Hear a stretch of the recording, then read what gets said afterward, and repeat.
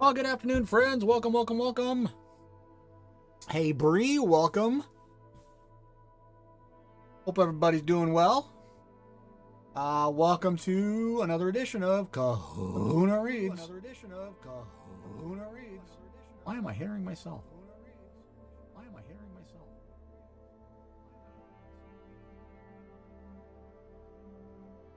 That's why. Okay. For some reason I was channeling myself. You had a crazy stream. For a minute I thought you said crazy dream. I'm like, do I want to know? Crazy stream. I saw you got rated like twice. It looks like fun.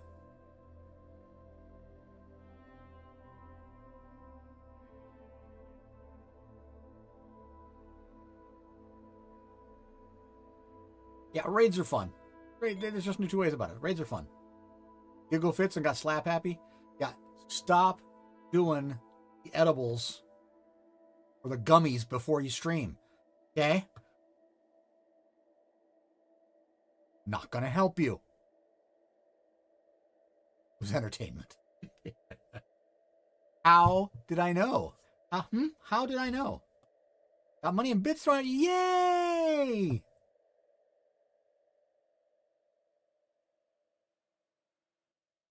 Well, I'm glad you had a good stream. Welcome. We will be going into a happy hour at the end of the read stream. Mrs. Kahuna is actually, she had to go into work for a little while today. She's actually on spring break, but she was supposed to do interviews for new staff for the school. And I think out of 17, they had 5 show up. I would take every one of those names that didn't show up and put them in the do not hire file. Sorry, you don't call, you don't show, you're never getting hired. $1.25. Hey, the $1.25 you didn't have. Excited to be streaming again now. I got on control. You mean OBS? Yes, OBS is powerful. The one thing that I would recommend is the Stream Elements SE Live plugin. You actually load it up. It lets you stream simultaneously to YouTube and other platforms as well as Twitch. It makes it very, very easy to use. Also, it has the ability to give you multi-channel chats, so you can see the chat coming from both YouTube and Twitch simultaneously, as well as other chats. So look into it. It's the Stream Elements SE Live. Works really well. Yeah, the thing about it is, especially, let's say you're streaming to YouTube, but you want to have some clips that are, you want to also have stuff saved on YouTube that's in a vertical format, or maybe you want to go to the Instagram or TikTok. You can set it up so that it also streams in that vertical format at the same time. So you don't have to do multiple versions. You can go in and then clip out the stuff that's at the right size. It's really, really great stuff. You'll get to it. Yeah, so Mrs. K will be here in a little while. We have stories to tell about our camping trip.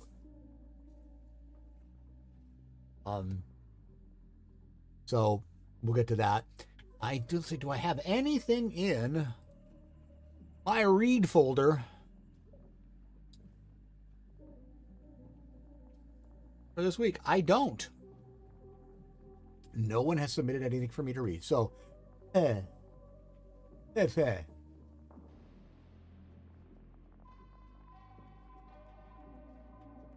so we had a good time. We relaxed. We went up to San Simeon, which is San Simeon Creek Campground, which is just south of Hearst Castle. And just 3 days, basically, for the most part, off grid, because we had no signal in the campsite. And it was quite nice. But we'll talk about that a little later. All right. No one's here. So that means I'm going to continue with Frankenstein. And I am at this point at chapter 17. There are only 24 chapters. So we're getting towards the end of it here. Last week, what we got to was the creature has been able to tell his whole story to Victor Frankenstein and has basically said, you as my creator should at least have some sympathy for me, and you put me in this world, in a world where I am like nothing else in this world. Where humans hate me. I can't associate with them. So while you might feel loss and love, I can't feel any of it because I'm not here. You know, I'm the only person here. I don't have a partner. So therefore, he said, if you want me to stop my rampaging around the world and exacting my revenge on what you've done to me, create me a partner. Make me the bride of Frankenstein. So, as I've mentioned before, the book is not what the movies are. Most of the movies end with Frankenstein, you know, The creature being chased down by hordes of people with pitchforks and torches. And Frankenstein trying to save him. In the book, he's not interested in saving him. Much different, actually. And then again, there's in the movies, there's Bride of Frankenstein. Well, that's actually here in the latter part of the book, is that the creature says, if you want me to stop and leave you and the rest of the world alone, just create someone with which I can share this existence. Someone who will not look at me in fear, who can commiserate and whom I can give my caring to. He doesn't want to be alone. And he thinks that Victor Frankenstein is the person who should create for him a companion. And that's where we are at chapter 17 of Frankenstein. The being finished speaking and fixed his looks upon me in the expectation of a reply. But I was bewildered, perplexed, and unable to arrange my ideas sufficiently to understand the full extent of his proposition. He continued, "You must create a female for me, with whom I can live in the interchange of those sympathies necessary for my being. This you alone can do, and I demand it of you as a right which you must not refuse to concede." The latter part of his tale had kindled anew in me the angers that had died away while he narrated his peaceful life among the cottagers. And as he said this, I could no longer suppress the rage that burned within me. "I do refuse it," I replied, "and no torture shall ever extort a consent from me. You may render me the most miserable of men, but you shall never make me base in my own eyes. Shall I create another like yourself, whose joint wickedness might desolate the world? Begone! I have answered you. You may torture me, but I will never consent." "You are in the wrong," replied the fiend. "Instead of threatening, I am content to reason with you. I am malicious because I am miserable. Am I not shunned and hated by all mankind? You, my creator, would tear me to pieces in triumph. Remember that, and tell me why I should pity man more than he pities me.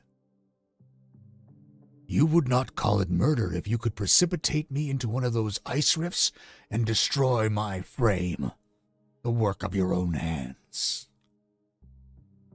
Shall I respect man when he condemns me? Let him live with me in the interchange of kindness. Instead of injury, I would bestow every benefit upon him with tears of gratitude at his acceptance. But that cannot be. The human senses are insurmountable barriers to our union. Yet mine shall not be the submission of abject slavery. I will revenge my injuries. If I cannot inspire love, I will cause fear, and chiefly towards you, my archenemy, because my creator do I swear inextinguishable hatred. Have a care.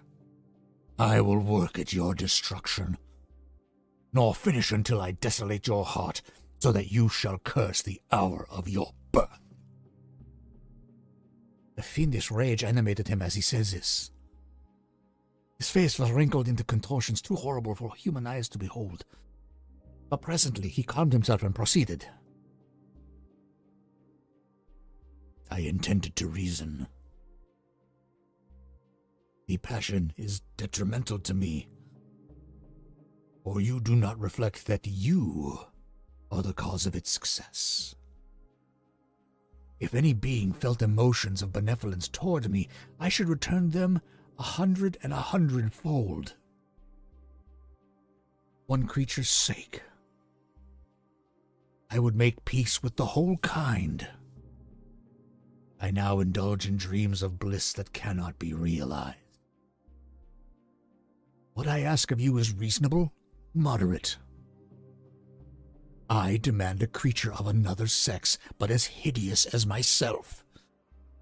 Gratification is small. It is all that I can receive, and it shall content me. It is true. We shall be monsters cut off from all the world. And on that account, we shall be more attached to one another. Our lives will not be happy, but they will be harmless and free from the misery I now feel. Oh, my Creator, make me happy. Let me feel gratitude towards you for one benefit.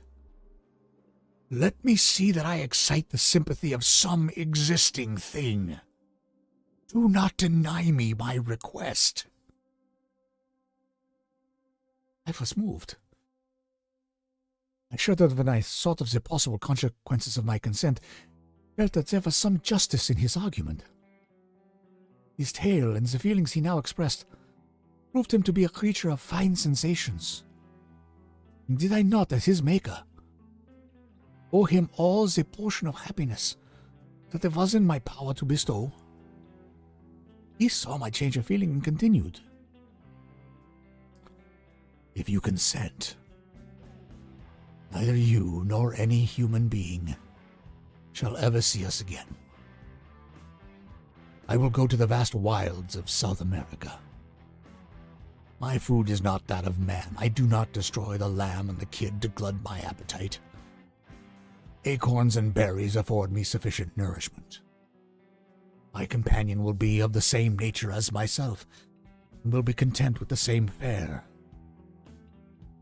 We shall make our bed of dried leaves. Sun will shine on us as man, and will ripen our food. The picture I present to you is peaceful and human, and you must feel that you could deny it only in the wantonness of power and cruelty. Pitiless as you have been towards me, I now see compassion in your eyes. Let me seize the favorable moment and persuade you to promise me what I so ardently desire. You propose, replied I, fly from the habitations of men, to dwell in those wilds where the beasts of the field will be your only companions. How can you, who long for the love of and sympathy of man, persevere in this exile? You will return, and again seek their kindness, and you will meet with their detestation. Your evil passions will be renewed, and then you will then have a companion to aid you in the task of destruction. This may not be. Cease to argue the point, for I cannot consent. How inconstant are your feelings? A moment ago you were moved by my representations, and why do you again harden yourself to my complaints? I swear to you, by the earth which I inhabit, and by you that made me, that with the companion you bestow I will quit the neighborhood of man and dwell, as it may chance, in the most savage of places. My evil passions will have fled, for I shall meet with sympathy. My life will flow quietly away. In my dying moments, I shall not curse my Maker. His words had a strange effect upon me. I compassionated him and sometimes felt a wish to console him. When I looked upon him, when I saw the filthy mass that moved and talked, my heart sickened and my feelings were altered to those of horror and hatred. I tried to stifle these sensations. I thought that I could not sympathize with him. I had no right to withhold from him a small portion of happiness which was yet in my power to bestow. You swear, I said, to be harmless. But have you not already shown a degree of malice that should reasonably make me distrust you? May not even this be a feint that will increase your triumph by affording a wider scope for your revenge?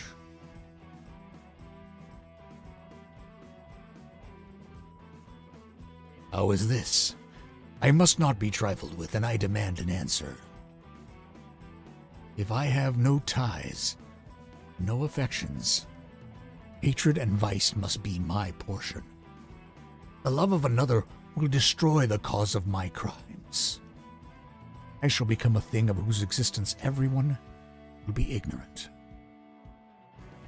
My vices are the children of a forced solitude that I abhor, and my virtues will necessarily arise when I live in communion with an equal. I shall feel the affections of a sensitive being and become linked to the chain of existence and events from which I am now excluded.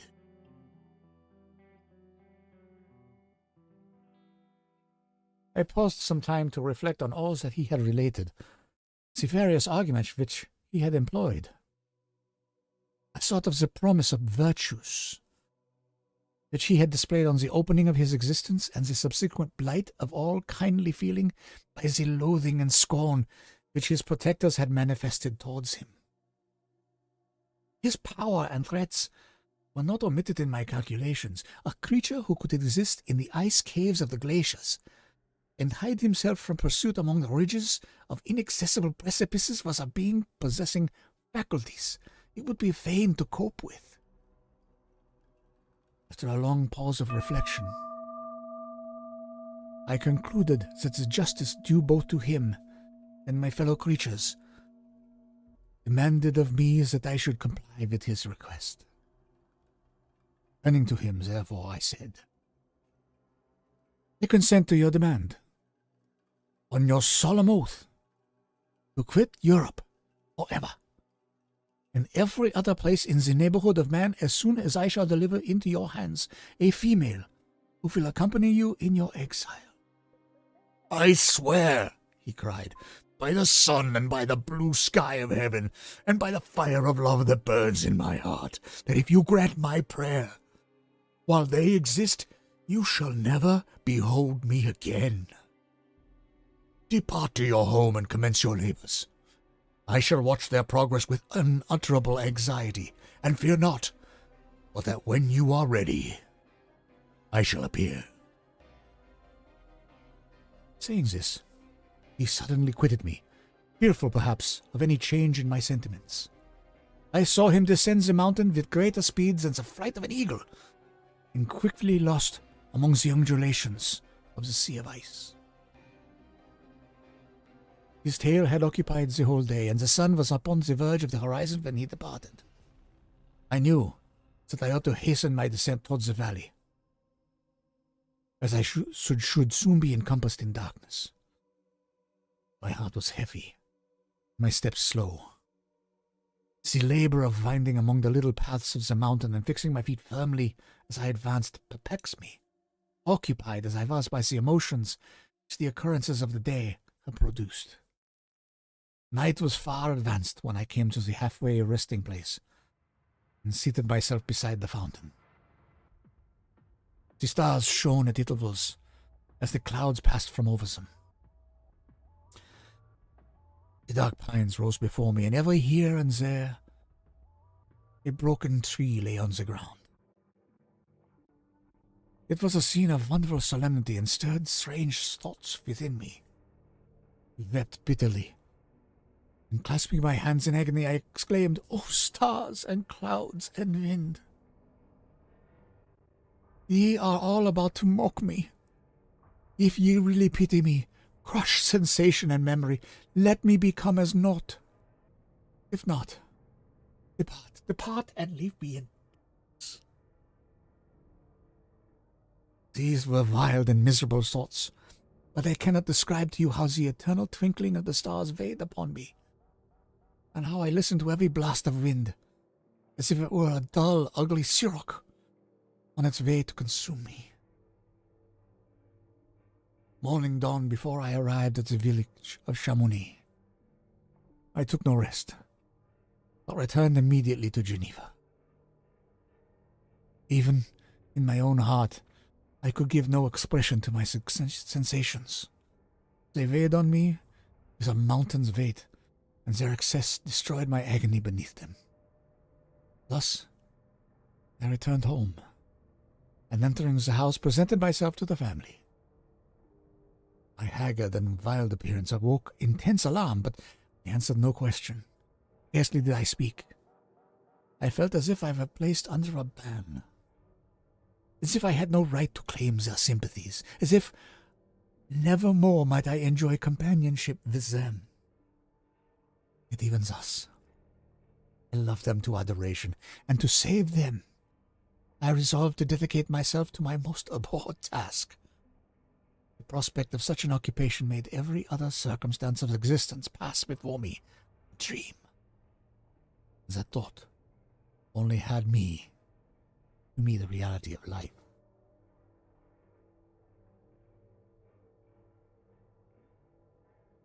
Well, welcome, Reunked, to the fold.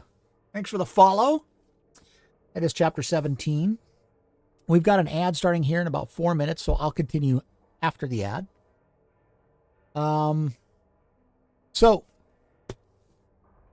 now Victor has said, yep, I'll build him a woman. Because the man thing worked out so well, but he's feeling sympathy for the creature. He's feeling badly that,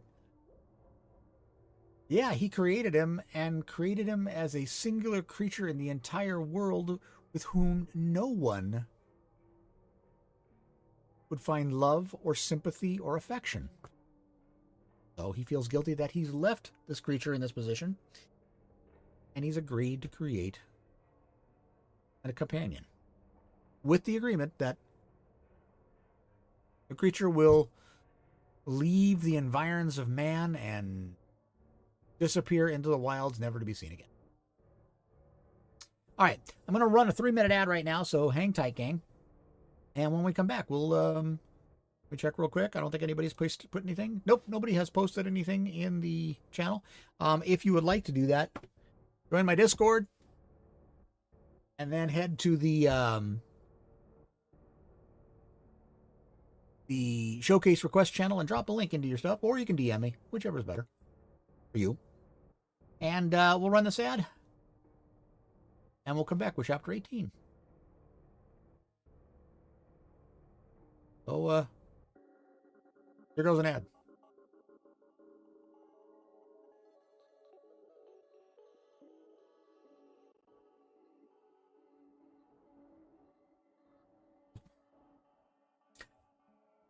And if you're a subscriber, thanks for subscribing. I know the ads can be kind of a thing. If you are a subscriber also as well, you are totally welcome to have a walk-on so that when you come in, anytime that I'm not reading, you'll have yourself you can have yourself a little walk-on where we play a video and sound and whatever. So please feel free, if you are a subscriber, to drop that in my Discord. You can DM me,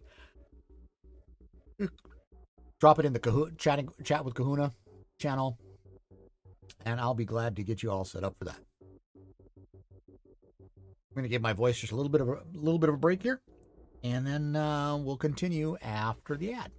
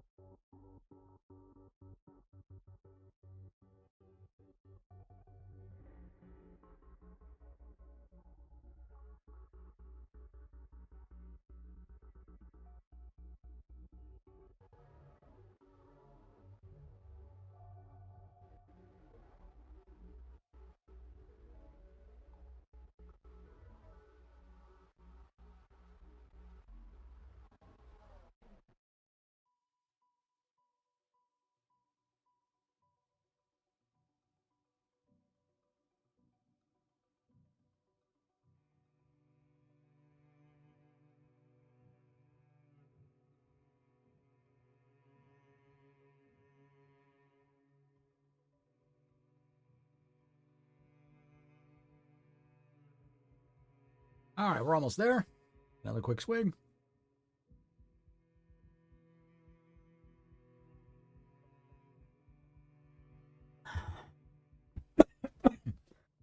Excuse me. All right. Like ads are over. So, we shall continue with Mary Shelley's Frankenstein, Chapter 18. Day after day, week after week, passed away on my return to Geneva, and I could not collect the courage to recommence my work. I feared the vengeance of the disappointed fiend, yet I was unable to overcome my repugnance to the task which was enjoined me. I found I could not compose a female without again devoting several months to profound study and laborious disquisition. I had heard of some discoveries having been made by an English philosopher, the knowledge of which was material to my success, and I sometimes thought of obtaining my father's consent to visit England for this purpose. But I clung to every pretense of delay and shrank from my taking the first step in an undertaking whose immediate necessity began to appear less absolute to me. A change indeed had taken place in me. My health, which had hitherto declined, was now much restored. My spirits, when unchecked by the memory of my unhappy promise, rose proportionably. My father saw this change with pleasure, and he turned his thoughts towards the best method of eradicating the remains of my melancholy, which every now and then will return by fits, and with a devouring blackness overcast the approaching sunshine. At these moments I took refuge in the most perfect solitude. I passed whole days on the lake, alone in a little boat, watching the clouds and listening to the rippling of the waves, silent and listless. But the fresh air and bright sun seldom failed to restore me to some degree of composure, and on my return I met the salutations of my friends with a readier smile and a more cheerful heart. It was after my return from one of these rambles that my father, calling me aside, thus addressed me. "I am happy to remark, my dear son, that you have resumed your former pleasures and seem to be returning to yourself. And yet, you are still unhappy and still avoid our society. For some time I was lost in conjecture as to the cause of this, but yesterday an idea struck me, and if it is well-founded, I conjure you to avow it. Reserve on such a point would not only be useless, but draw down treble misery on all of us." I trembled violently at his exordium, and my father continued. "I confess, my son, that I have always looked forward to your marriage with our dear Elizabeth as the tie of our domestic comfort and the stay of my declining years. You were attached to each other from your earliest infancy. You studied together and appeared in dispositions and tastes entirely suited to one another. But so blind is the experience of man that what I conceive to be the best assistance to my plan may have entirely destroyed it. You, perhaps, regard her as your sister, without any wish that she may become your wife. Nay, you may have met with another whom you may love, and considering yourself as bound in honor to Elizabeth, this struggle may occasion the poignant misery which you appear to feel. My dear father, you assure yourself. I love my cousin tenderly and sincerely. I never saw any woman who excited as Elizabeth does. My warmest admiration and affection. My future hopes and prospects are entirely bound up in the expectation of our union. The expression of your sentiments of this subject, my dear Victor, gives me more pleasure than I have for some time experienced. If you feel thus, we shall assuredly be happy. However, present events may cast a gloom over us. It is this gloom which appears to have taken so strong a hold of your mind that I wish to dissipate. Tell me, therefore, whether you object to an immediate solemnization of the marriage. We have been unfortunate, and recent events have drawn us from that everyday tranquillity befitting my years and infirmities. You are younger, yet I do not suppose, possessed as you are of a competent fortune. Certain early marriage would at all interfere with any future plans of honor and utilities that you may have formed. Do not suppose, however, that I wish to dictate happiness to you, or that a delay on your part would cause me any serious uneasiness. Interpret my words with candor, and answer me, I conjure you, with confidence and sincerity. I listened to my father in silence, and remained for some time incapable of offering any reply. I revolved rapidly in my mind a multitude of thoughts, and endeavored to arrive at some conclusion. Alas, to me the idea of an immediate union with my Elizabeth was one of horror and dismay. I was bound by a solemn promise which I had not yet fulfilled and dared not break. I did. What manifold miseries might not impend over me and my devoted family? Could I enter into a festival with the deadly weight yet hanging round my neck and bowing me to the ground? I must perform my engagement and let the monster depart with his mate before I allowed myself to enjoy the delight of a union from which I expected peace. I remembered also the necessity imposed upon me of either journeying to England, or entering into a long correspondence with those philosophers of that country, whose knowledge and discoveries were of indispensable use to me in my present undertaking. The latter method of obtaining the desired intelligence was dilatory and unsatisfactory. Besides, I had an insurmountable aversion to the idea of engaging myself in my loathsome task in my father's house, while in habits of familiar intercourse with those I love. I knew that 1,000 fearful accidents might occur, slighted of which would disclose a tale to thrill all connected with me with horror. I was aware also that I should often lose all self-command, all capacity of hiding the harrowing sensations that would possess me during the progress of my unearthly occupation.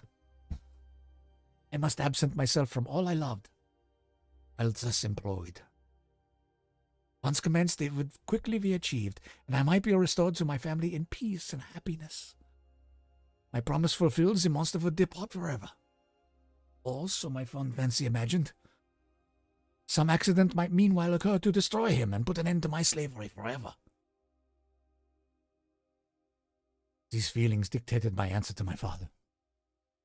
I expressed a wish to visit England, concealing the true reasons of this request. I clothed my desires under a guise which excited no suspicion, while I urged my desire with an earnestness that easily induced my father to comply.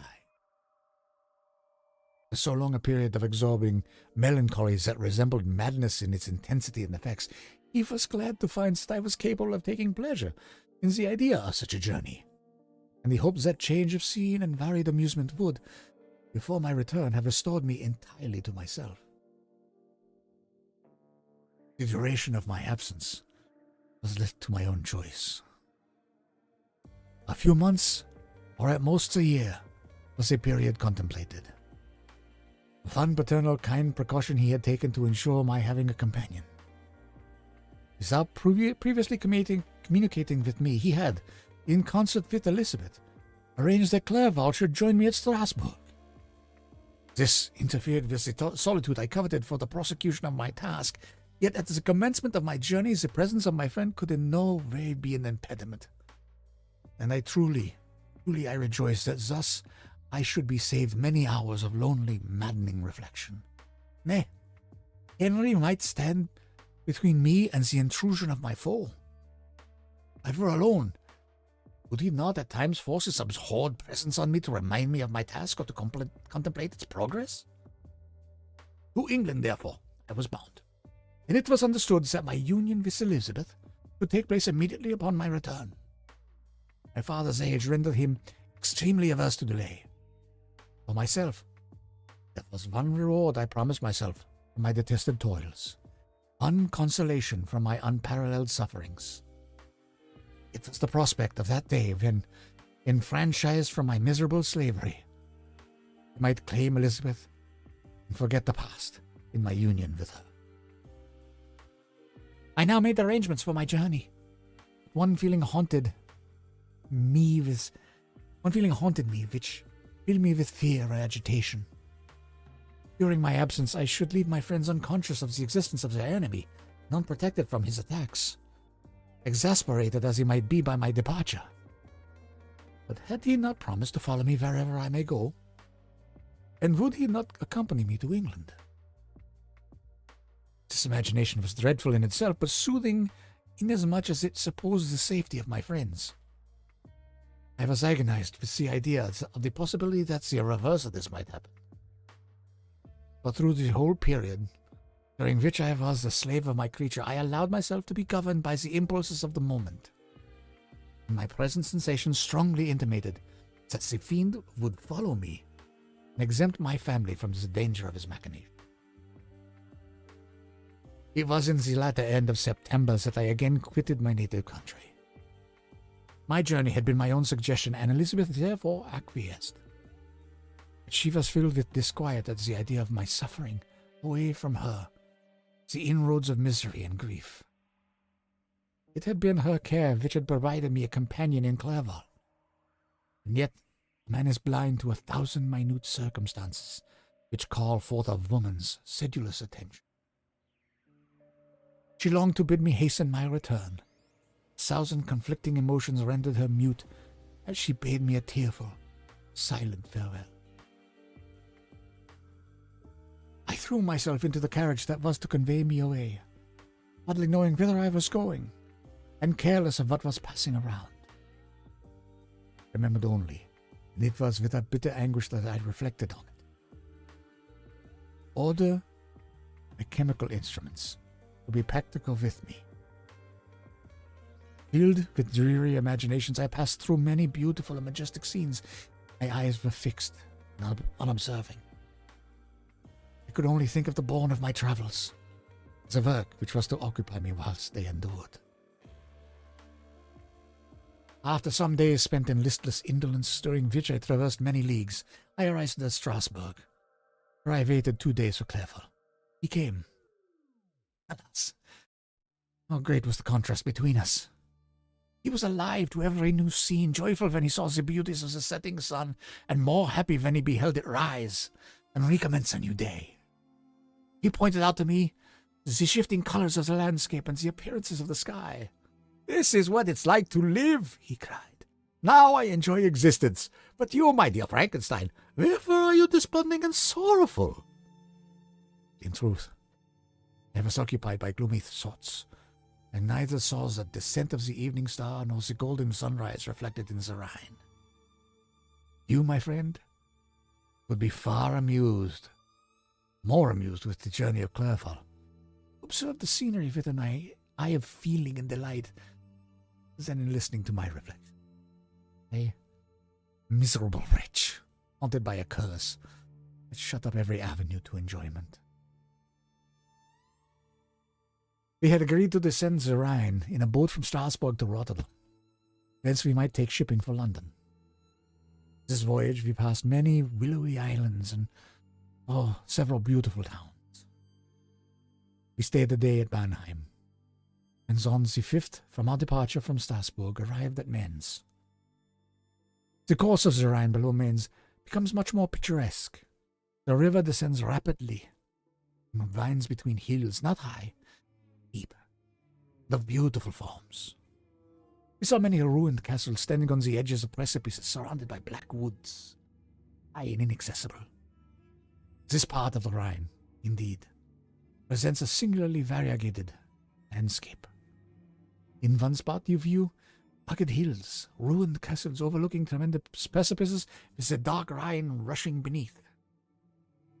On the sudden turn of a promontory, flourishing vineyards with green sloping banks and a meandering river and populous towns occupied the scene.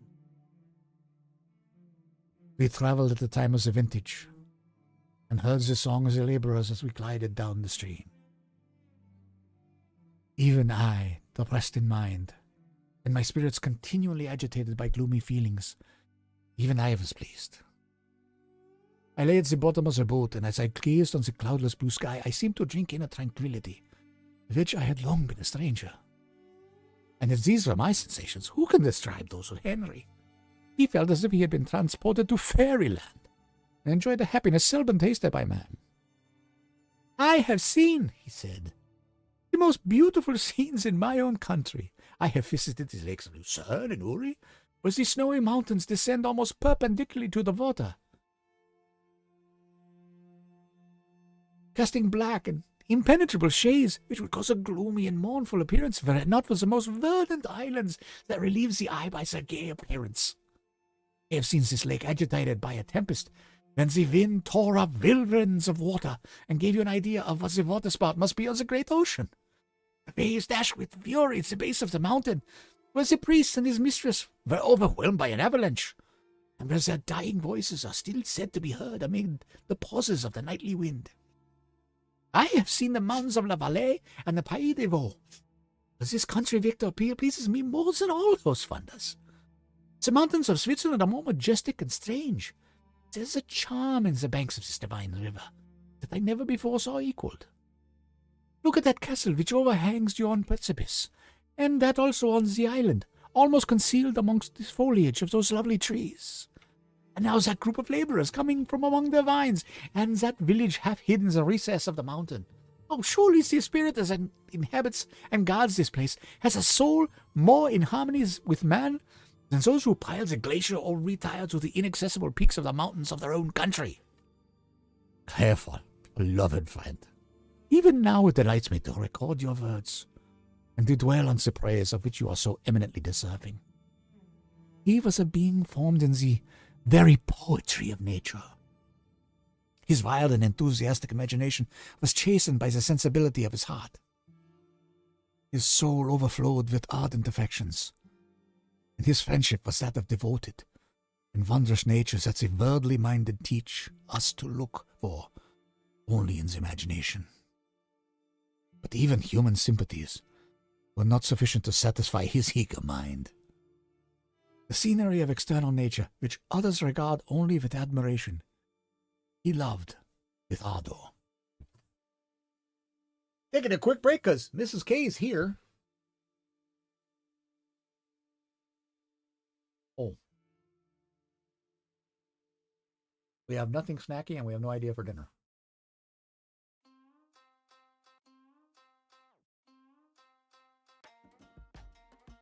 Brownie bites.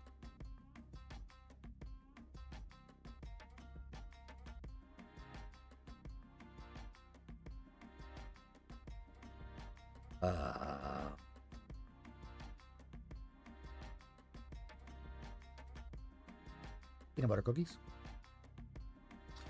And then something crunchy that you will also. That's good for now.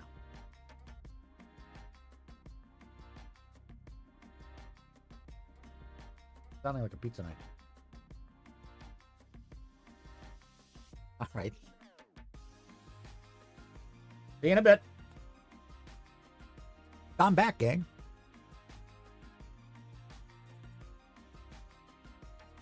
And Kit, welcome, sir. Have you got something for me to read today? I'm almost at the end of this chapter.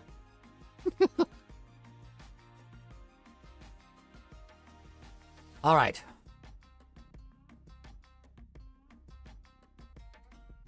The sounding cataract haunted him like a passion.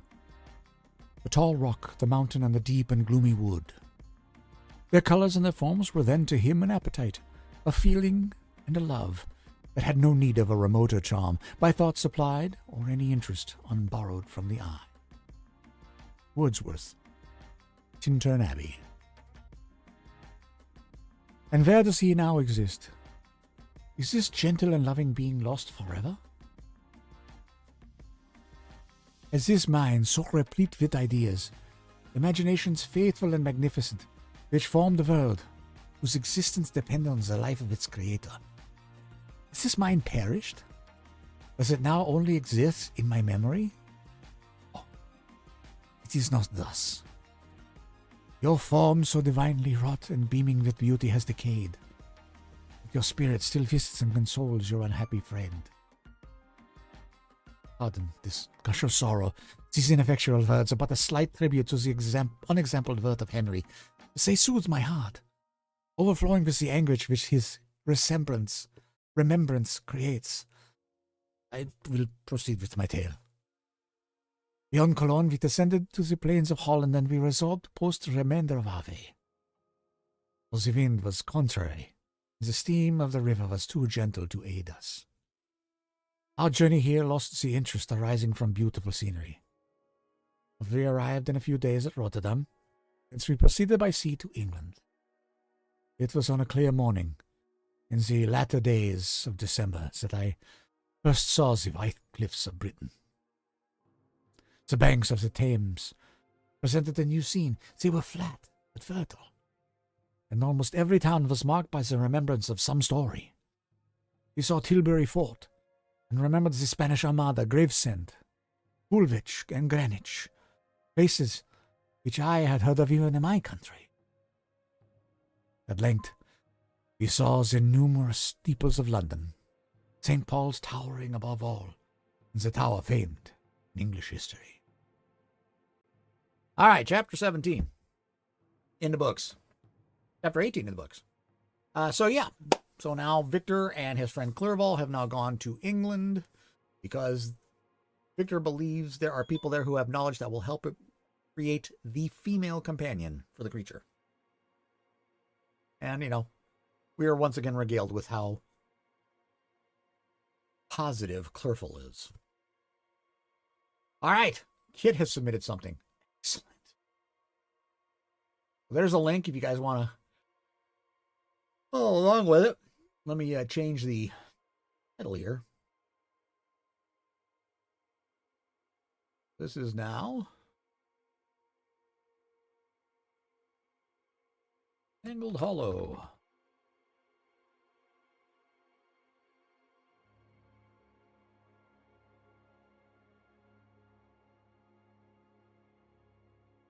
All right. Take a drink here. What do we got left? 13 minutes. Let me take a quick peek at this. Oh, yeah, we can get that done in 13. Yeah. Hang on.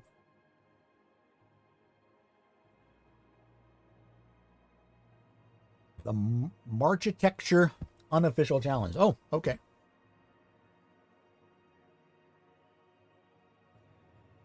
Scoot 12 of the Tortoise. Scoot 12 of the Tortoise, commonly known as Tangled Hollow, is home to the city's working class. A dense maze of workshops, markets, and homes stacked on top of one another. It is the most crowded district in the moving dwarven city. Instructor of Recruits. Whenever I'm on the Tortoise, you can be sure to find me in the Hollow. I have the best pork and mushroom pies and the strongest psychic beer in the zone. I got more in common with the workers and god dwarves than we do with the rich folk in either of their slices. And, lack of black-clad grags? Just a bonus. If my axe needs sharpening or if I'm looking for something extra special, the Hollow Smiths and Artificers are the best in the Tortoise. No overpriced engraved nonsense, just good steel, expertly crafted. Sergeant Gilflair. When the Tortoise was first put on wheels, its workers were given the empty hollow of Scoot 12 as their living quarters. right next to the so-called Gate of Prosperity, better known as the Cloaca. The stench of the hexworm corrals and the industrial runoff from the adjacent Scoot 13 made the area undesirable to the city's elite. The haughty Grags avoided it entirely, considering it beneath their dignity. Yet the scoots of a real tortoise's shell, or like the scoots of a real tortoise's shell, the city was laid out to follow an organic, yet structured plan.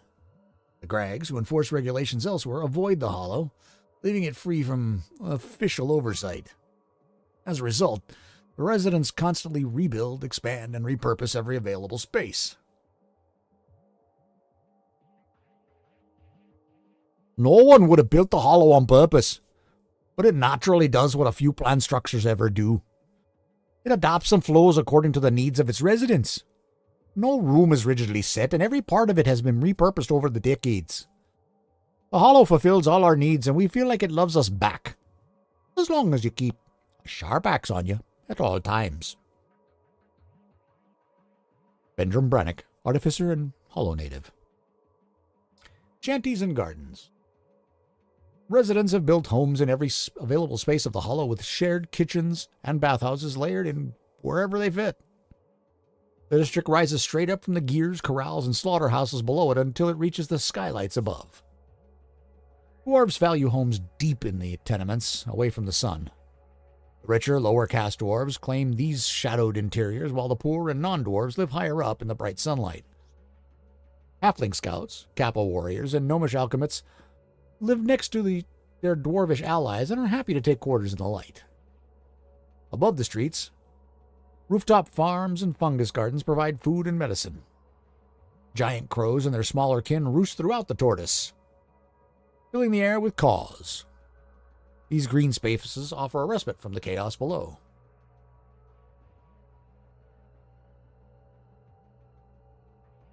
The space is limited on the tortoise, so buildings, homes, and entire markets are stacked directly on top of the workshops and corrals.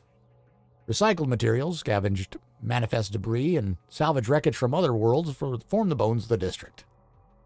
Above the industrial floors, smithers and artificers ply their trades, while manufacturers and weavers produce goods just above them. Between the workshops below and homes above, the hollow's narrow corridors overflow with a scent of sizzling meat and mushrooms, the clang of hammers, and the barking of bargaining voices. Vendors and scavengers sell exotic scrap, enchanted trinkets, and black market goods, if you know where to look. Schools and shrines and hidden meeting halls nestled into the warren, blending in with an ever-shifting maze of commerce. At the hollow's lowest levels, foundries, workshops, and hexworm corrals sit right above the massive gears and engines driving the tortoise's clockwise tread. The city's steel-plated foundation, the plastron, serves as a base for these early structures, built for industry, not comfort. Here, artificers, tinkers, and salvagers work with unstable magitech, repurposed war machines, and used soul-forged prosthetics. These workshops are shielded, usually enough to protect those living above them. Hexworm frass collectors sift through worm shit, looking for hex crystal shards and any other valuables before the frass is ejected. Rumors persist of hidden smuggler tunnels buried beneath the piles of frass. Ew. Nice. It took you 4 to 5 days to do that map? Wow. That's pretty cool. That's pretty cool. Give me 1 second here, because I just realized I need to have Mrs. Kahuna pick something up for me from the store.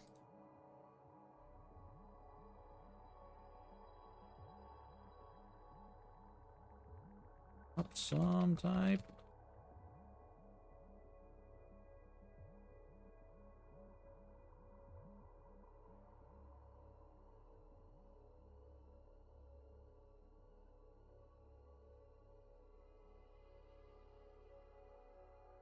All right.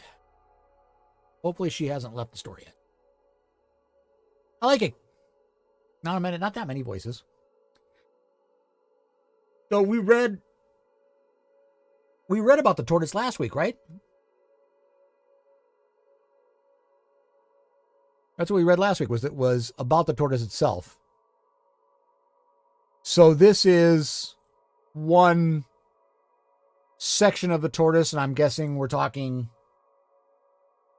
well, you said the cloaca. Near the end. Well, so much for her picking me up a wine cooler. She's already home.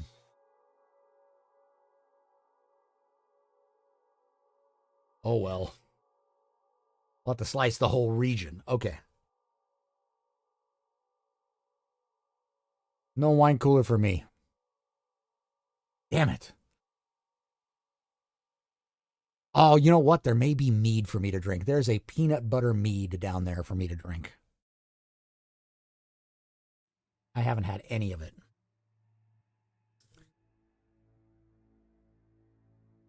I haven't had any of the mead. All right. That's fair enough. I'll have mead. All right, again, we've got another commercial starting in about 5.5 minutes. I'm not going to do any reading for the next few minutes. It's actually not just peanut butter mead. It's peanut butter and jelly mead. We tasted it once.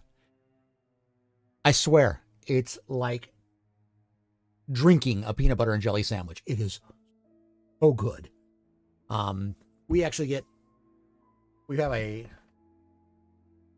subscription to a meadery in Prescott, Arizona, Superstition Meadery, and some of the stuff they make is just smooth drinking, tasty. They have one called Pillars of Creation, which is basically tart cherry and apple mead. And then they have one that's just tart cherry, even darker and more tart. They have one that we've had a couple times. It's called something Sunday. It's that one, no joke. It's got vanilla and chocolate flavor to it. It's like drinking a hot fudge sundae. Awesome. They make some really unique ones. They make ones that are more traditional too. I tend to like the sweeter stuff. And yeah, they've got a little kick to them. I mean, they're mead, so they're not, they're not like a light beer or anything. They've got some kick. But I like it. So, when Mrs. K comes up, I'm going to have her bring me one. Hang on a second. I'll be right back.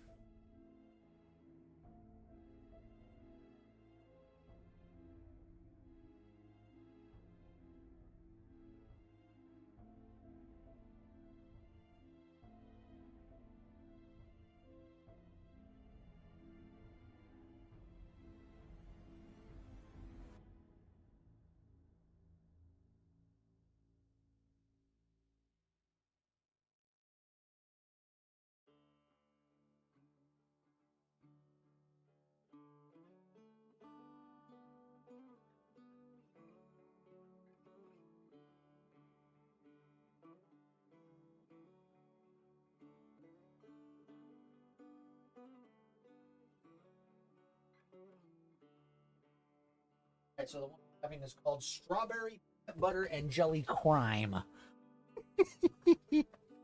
Yeah. I'm going to have some of that here while we're all hanging out. If Mrs. K comes up in a few minutes here, we'll just start happy hour a little early. Yeah, it's peanut butter and jelly. Yeah, no joke. And it tastes so good. They have one that's grape jelly too. So good. Yeah. So, never had mead? You don't know what you're missing. I'm not a beer person at all. Mead is technically made with honey and then other things to flavor it. Popular ones are orange mead, cranberry mead, apple mead. So basically what you do is your fermentation starts with yeast, water, and honey. And then you add flavoring to it. The trick is in adding the flavoring. You can also use fruit juices instead of straight up fruit. And then you let it ferment just like you would wine. Very similar process, except that wine does not create pressure on its own. It ferments, but it ferments over a much longer period. If you are not careful when you're making mead, you'll pop the cork off of your little mead jug because it creates CO2. There are effervescent meads, but yeah, and then there's sizers, which are they're actually it's like an apple cider, but has honey as well. Yeah, we learned a lot going to this meadery, and every time we go out to that area of Arizona, we make sure to stop in because they come up with all kinds of different flavors. So, good stuff.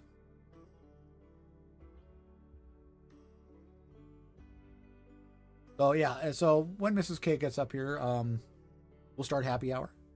We have stories to tell of our week, our camping excursion, tales of wineries and wind and rain and tents and raccoons.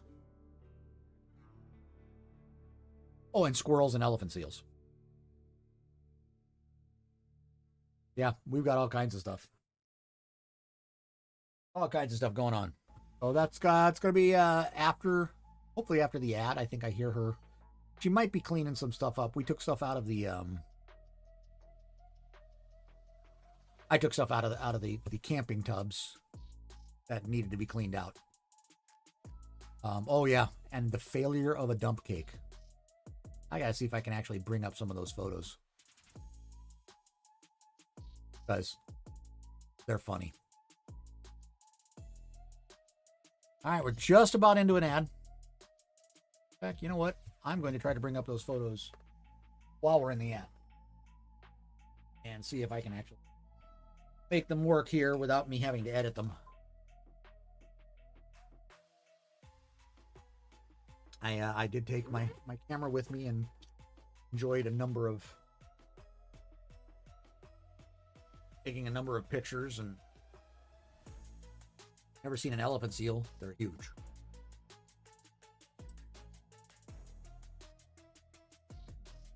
Card goes back in the bag. Side.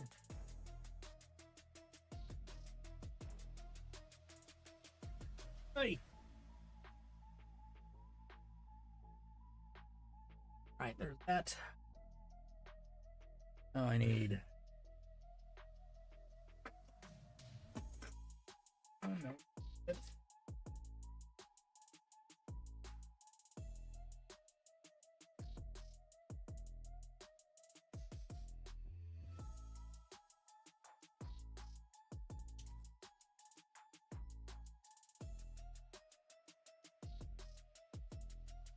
Then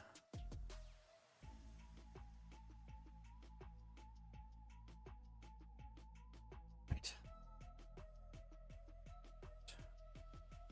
Plug in here. Up here.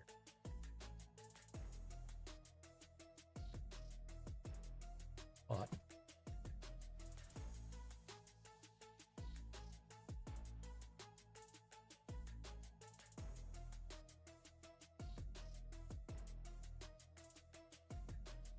All right. Let's see. Get the pictures.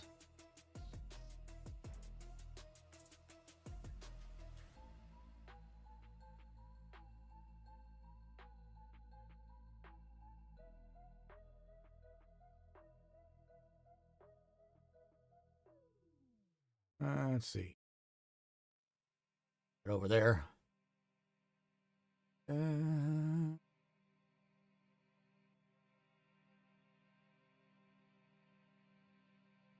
Is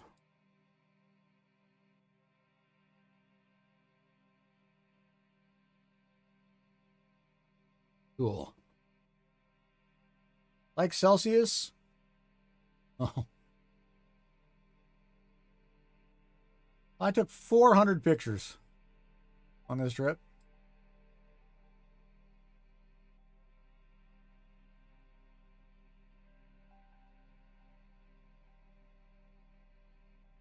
No.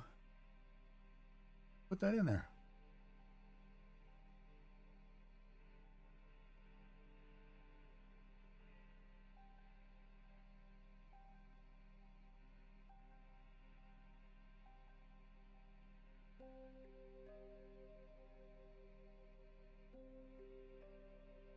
Let's see.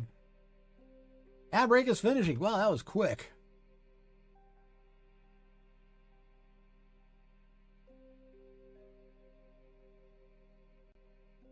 Going out.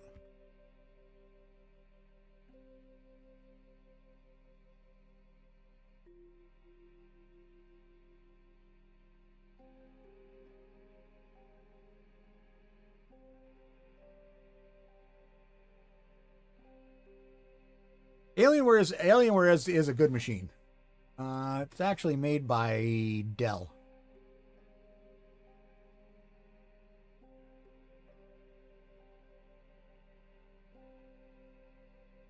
Yeah, it's a good machine.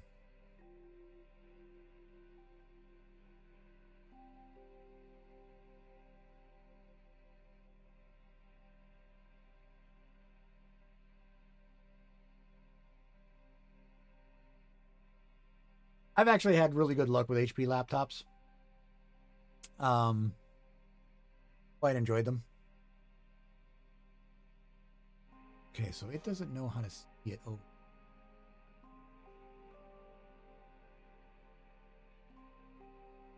I'll have to find a way to do this where they can sit and watch.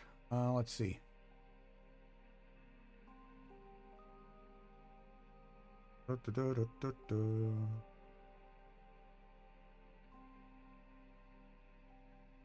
Yeah, I gotta create a folder. Hang on. Hang on. Do what we got. Go. Sorry.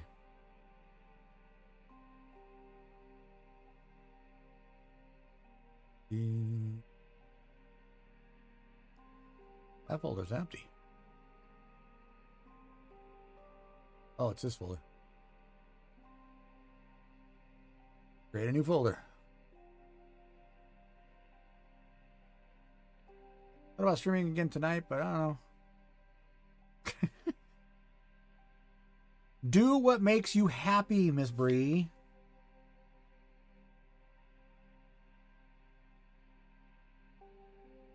Oop. Yeah. In.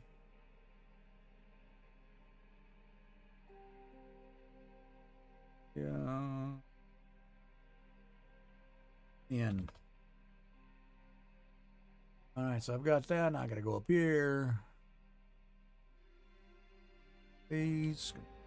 A. X. Go to, where was I? I'm singing while I'm putting files away. Hey, hey.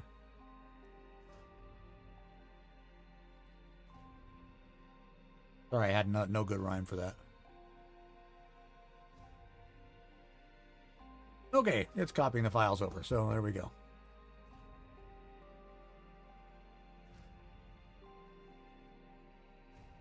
Hey. Like Thursday night for streaming, including taking the gummy bears. You did a Valley Girl impersonation. Oh my god, for sure. So sure. Oh my god. I lived through the Valley Girl era. Trust me. I know it all too well.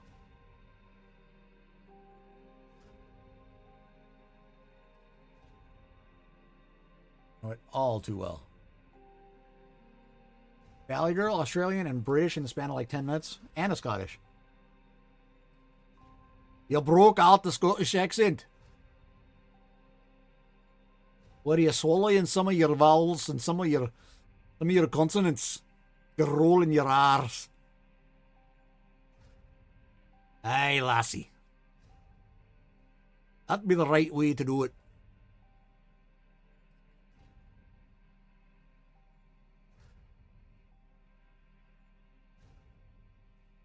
That's right. You have to roll your R's. It's like a pirate. Only not.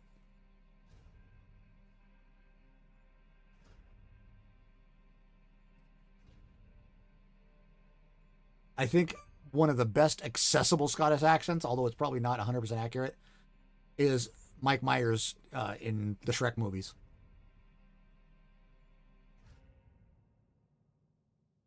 I have to show off. Mrs. K is going to be up here in a minute, and it's, you know, or two or whatever, and I'm going to be, you know, behind the scenes at that point, because when Mrs. K joins the party, it's all her. Which is why you guys love her.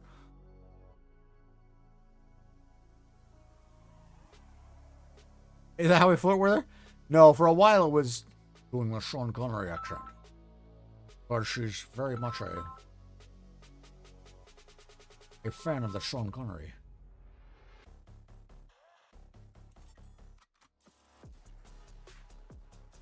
The toughest one to do with Sean Connery, though, is the younger Sean Connery, because he was not as deep and not as rounded as he was when he got older.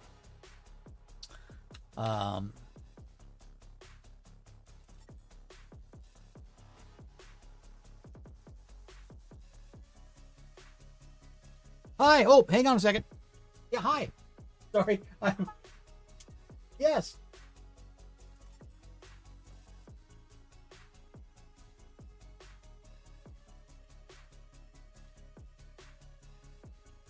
Yeah.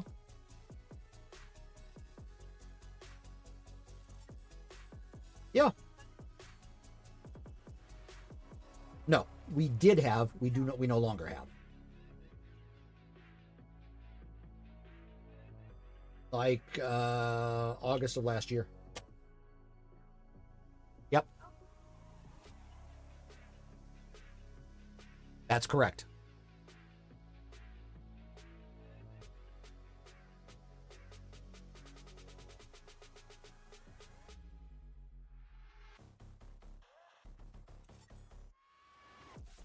No worries.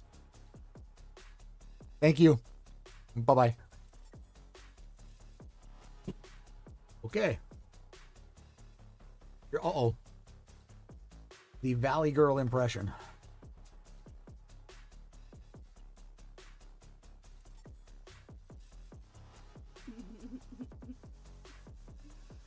Yeah. Like, ew. Why did I sound like that? Gross. I was like Valley Girl. I get like into this like Valley Girl slang voice. Okay.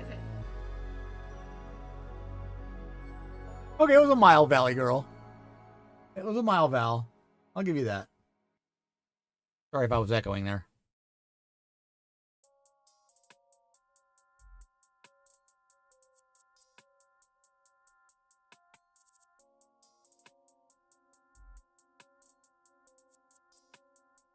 All right, so let's see. I have the files there now.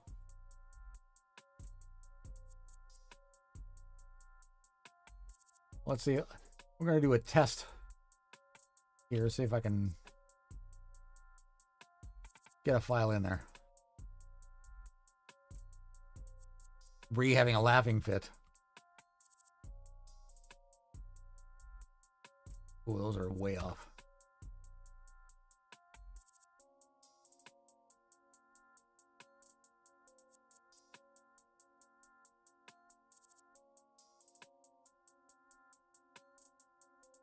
I hate when I find pictures that, like, are just bad.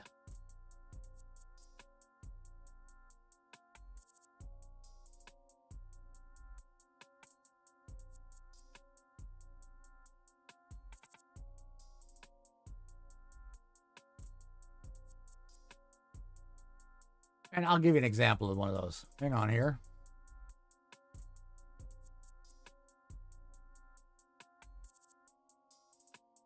Let me see if I can just paste this in.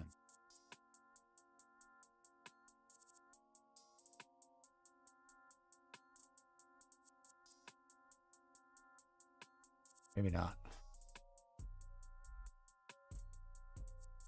Nah, it won't let me. Bummer. Oh, but I know how I can do it. Let's add something else in here. We're going to add.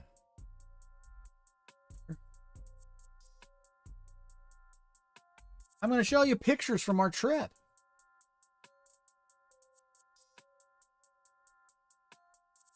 Have that as a source. Heck.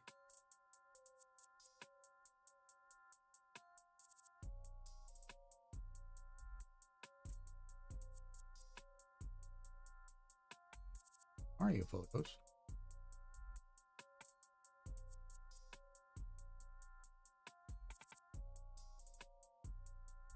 There we go.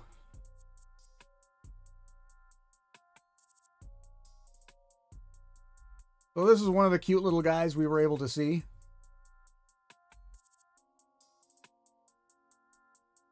This is an elephant seal female.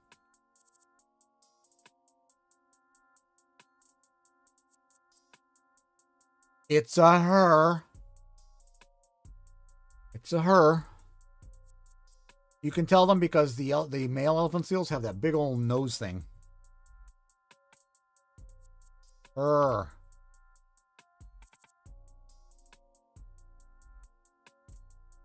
This guy cracked me up. It's like, oh.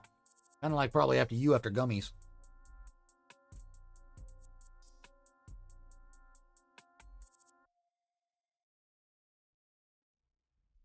This picture kind of worked out, but not quite. There's a rock offshore. This is probably like half a mile away.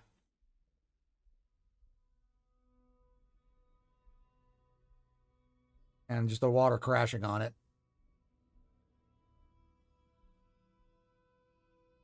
But the exposure's way off, so I think I'm still high, and it was just one gummy. Wow. Okay, then. A cautionary tale.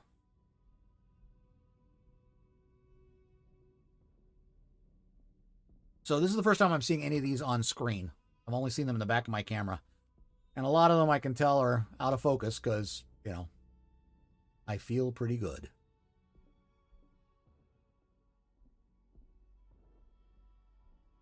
I can't rush Mrs. K, by the way, because she's cleaning up basically the dirty dishes from camping.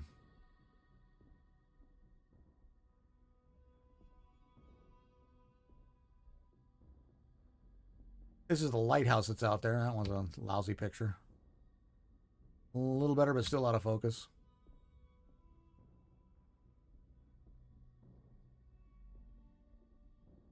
This guy just looks content. Like, oh yeah, got my spot in the sun. This day was so windy and cold. That one's way out of focus. I should just delete that. That will delete, right? Yeah. Bye-bye. This one's way out of focus. That's going to get deleted. Still out of focus. Okay, so this is an elephant seal face. See how he's got that weird looking nose? That's a male. Still out of focus, though. Well, this one's a little better. Hey, you can see the nose.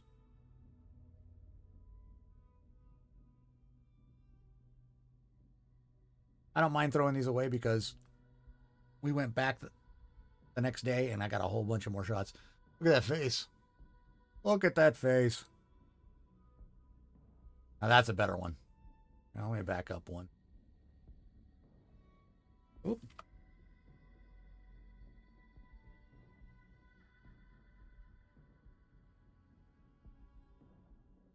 I got a few of his face. But they're all slightly out of focus.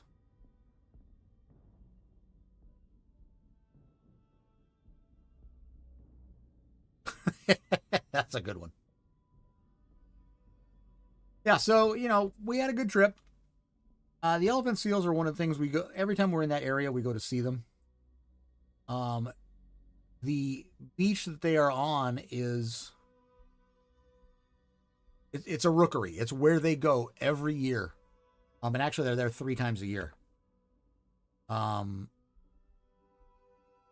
They molt their fur here. They will raise calves here. It's pretty cool. I had to use a very long lens to get some of these faces.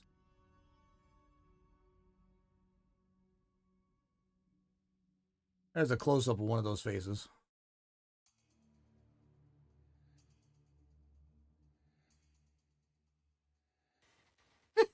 He's making a... Gotta run! Oh, Yu-Gi-Oh! I have no idea what Yu-Gi-Oh! I mean, I know it's a game, but I have no idea what Yu-Gi-Oh! Is about. Well, enjoy, Kit. Thanks for hanging out.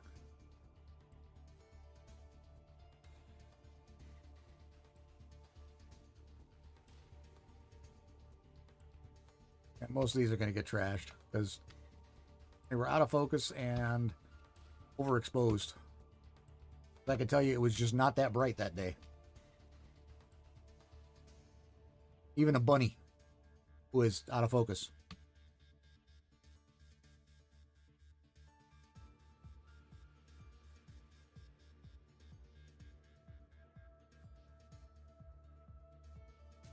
So does anybody have good plans for the weekend? I'm killing time till Mrs. K shows up. There's a big bunny.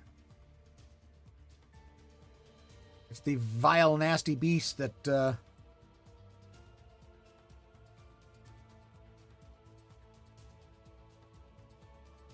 that protects, the path to the Holy Grail. Went out for breakfast with a friend in the morning, hopefully seeing the boy at some point this weekend. Nice.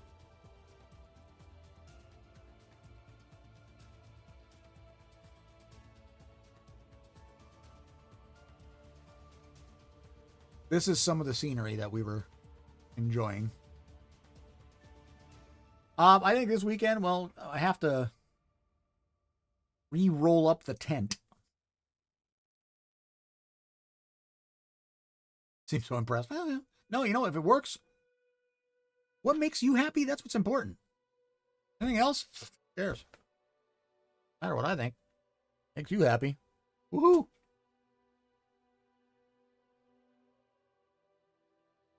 And we're not going to be doing much, I think, just because, hey, we were camping for 4 days, 3 nights. As long as Bree isn't crying, it's good. As long as people aren't crying in general, it's a good thing, unless it's happy.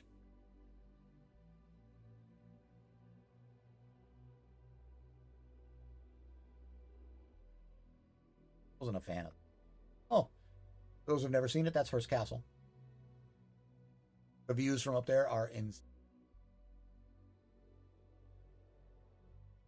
I hear a Mrs. K. Means I have to move. Well, yeah, unless you want to start now. I mean. Oh, okay. Is this the peanut butter and strawberry peanut butter jelly prime? I'm telling you, it smells like a peanut butter and jelly sandwich.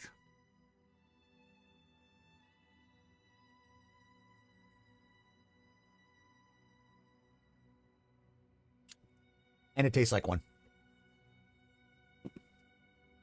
Well, hello, Zoe. Zoe the dog here. You can see her tail waving in the background. Hello, Zoe puppy. Here, come here.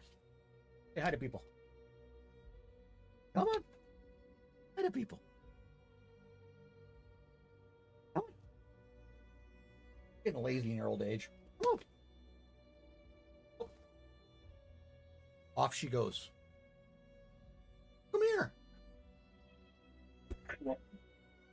Yes. Come here. Oh, forget that. Wesley has entered the room.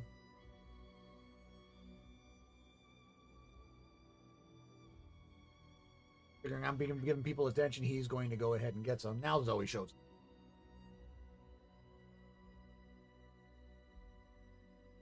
She showed up because somebody else was getting attention. I'm going to go and see if I dropped anything. Hi.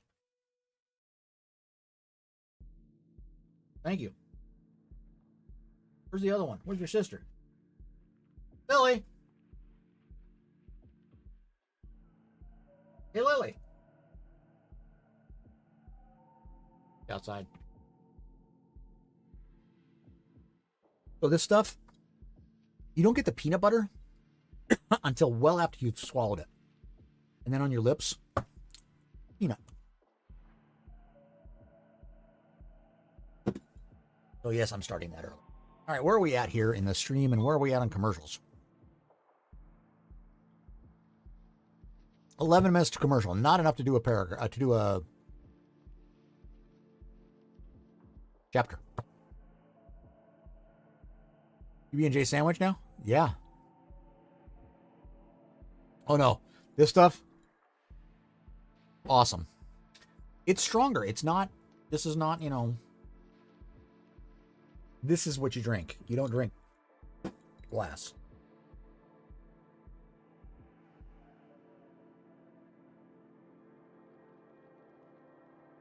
All right. Okay, so what can we do next here? Put Frankenstein back up. I can minimize this. Because we can talk about those. Mrs. K hasn't seen those photos really big either yet, so I guess. I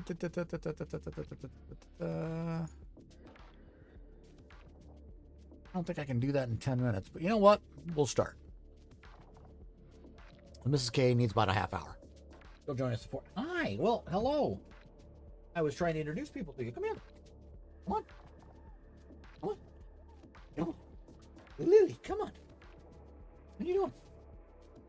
Lily, come here. Come on. Oh, there you are. There's Lily, who disappears into the background. Come on. Come on.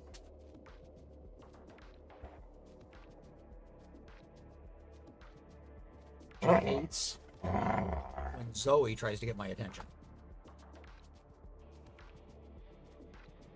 Zoe's kind of like, whoever wants to pay me attention, I'll take it. Lily's kind of like, if I want Dad's attention, I really want it. She'll go for Mom's attention too. Kind of my shadow. All right, gang, I gotta move in. Thanks. There you go. This is an errant Zoe tail sticking in the sky. Ooh, being grumpy. All right, back to our tale.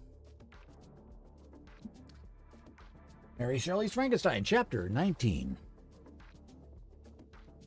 London was our present point of rest. We determined to remain several months in this wonderful and celebrated city. I have all desired the intercourse of the men of genius and talent who flourished at this time. But this was with me a secondary object. I was principally occupied with the means of obtaining the information necessary for the completion of my promise, and quickly availed myself of the letters of introduction that I had brought with me, addressed to the most distinguished natural philosophers. If this journey had taken place during my days of study and happiness, it would have afforded me inexpressible pleasure. The blight had come over my existence, and I only visited these people for the sake of the information they might give me on the subject in which my interest was so terribly profound. Company was irksome to me. When alone, I could fill my mind with the sights of heaven and earth. The voice of Henry soothed me, and thus I could thus cheat myself into a transitory peace. But busy, uninteresting, joyous faces brought back despair to my heart. I saw an insurmountable barrier placed between me and my fellow men. This barrier was sealed with the blood of William and Justine, and to reflect on the events connected with those names filled my soul with anguish. In Clerval, I saw the image of my former self. He was inquisitive and anxious to gain experience and instruction. The difference of manners which he observed was to him an inexhaustible source of instruction and amusement. He was pursuing an object he had long had in view. His design was to visit India, in the belief that he had in his knowledge of its various languages, and in the views he had taken of its society, the means of materially assisting the progress of European colonization and trade. In Britain only could he further the execution of his plan. He was forever busy, and the only check to his enjoyments was my sorrowful and dejected mind. I tried to conceal this as much as possible, that I might not debar him from the pleasures natural to one who was entering on a new scene of life, undisturbed by any care or bitter recollection. He's a very naughty boy. Now go away. I often refused to accompany him, pledging another engagement, that I might remain alone. I now also began to collect the materials necessary for my new creation. And this was, to me, like the torture of single drops of water continually falling on the head. Every thought that was devoted to it was an extreme anguish, and every word that I spoke in allusion to it caused my lips to quiver, my heart to palpitate. After passing some months in London, we received a letter from a person in Scotland who had formerly been our visitor at Geneva. He mentioned the beauties of his native country and asked us if those were not sufficient allurements to induce us to prolong our journey as far north as Perth, where he resided. Clerval eagerly decided to accept this invitation, and I, though I abhorred society, wished to view again mountains and streams, and all the wondrous works with which nature adorns her chosen dwelling places. We had arrived in England at the beginning of October. It was now February. We accordingly determined to commence our journey towards the north at the expiration of another month. In this expedition, we did not intend to follow the great road to Edinburgh, but to visit Windsor, Oxford, Matlock, and the Cumberland Lakes, resolving to arrive at the completion of this tour by the end of July. I packed up my chemical instruments and the materials I had collected, resolving to finish my labors in some obscure nook in the northern highlands of Scotland. We quitted London on the 27th of March and remained a few days at Windsor, trembling in its beautiful forest. This was a new scene to us mountaineers. The majestic oaks, the quantity of game, and the herds of stately deer were all novelties to us. From thence, we proceeded to Oxford. As we entered this city, our minds were filled with the remembrance of the events that had been transacted there more than a century and a half before. It was here that Charles I had collected his forces. This city had remained faithful to him, after the whole nation had forsaken his cause to join the standard of Parliament and liberty. The memory of that unfortunate king and his companions, the amiable Falkland, the insolent Goring, his queen, and son, gave a peculiar interest to every part of the city which they might be supposed to have inhabited. The spirit of elder days found a dwelling here.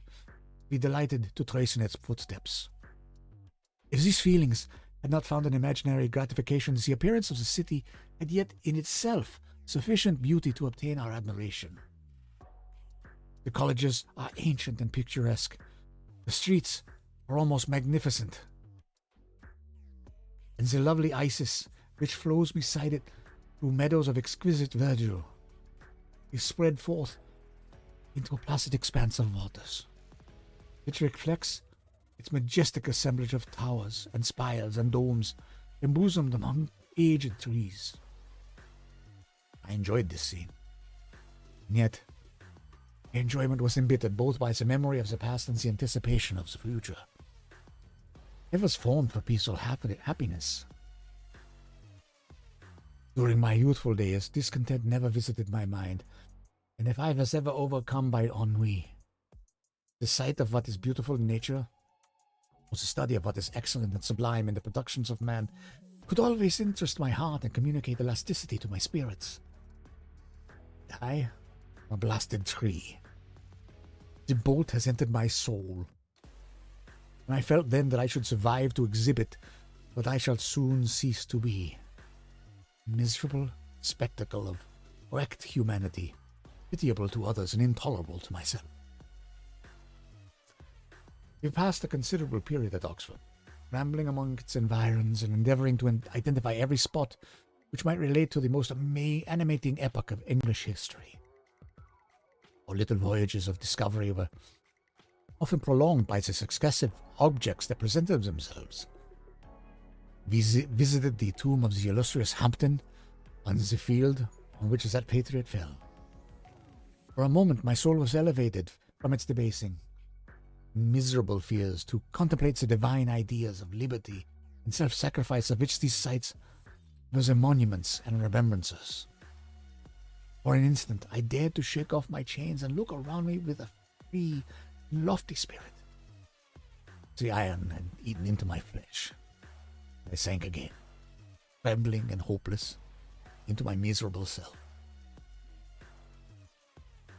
We left Oxford with regret, and proceeded to Matlock, which was our next place of rest.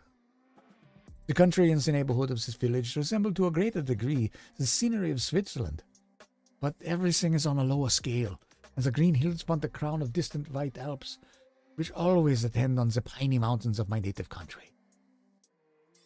We visited the Wondrous Cave and the little cabinets of natural history, where the curiosities are disposed in the same manner as in the collections at Servox and Chamonix. The latter name made me tremble when pronounced by Henry, and I hastened to quit Matlock, with which that terrible scene was thus associated. From Derby, still journeying northwards, we passed 2 months in Cumberland and Westmoreland. I could now almost fancy myself among the Swiss mountains, the little patches of snow which yet lingered on the north sides of the mountains, the lakes and the dashing of rocking streams were all familiar and dear sights to me. Here also we made some acquaintances, who almost contrived to cheat me into happiness. The delight of Clairfall was proportionately greater than mine. His mind expanded in the company of men and talent, and he found in his own nature greater capacities and resources than he could have imagined himself to have possessed while he associated with his inferiors. "I could pass my life here," said he to me, "and among these mountains I should scarcely regret Switzerland and the Rhine." But he found that a traveller's life is one that includes much pain amidst its enjoyments. His feelings are forever on the stretch, and when he begins to sink into repose, he finds himself obliged to quit that on which he rests in pleasure for something new, which again engages his attention and which also he forsakes for other novelties. We had scarcely visited the lakes of Cumberland and Westmoreland and conceived an affection for some of the inhabitants when the period of our appointment with our Scotch friend approached, and we left them to travel on. For my own part, I was not sorry. I had now neglected my promise for some time, and I feared the effects of this demons of disappointment. He might remain in Switzerland and wreak his vengeance on my relatives. This idea pursued me and tormented me at every moment from which I might otherwise have snatched repose and peace. I waited for my letters with feverish impatience. If they were delayed, I was miserable and overcome by 1,000 fears.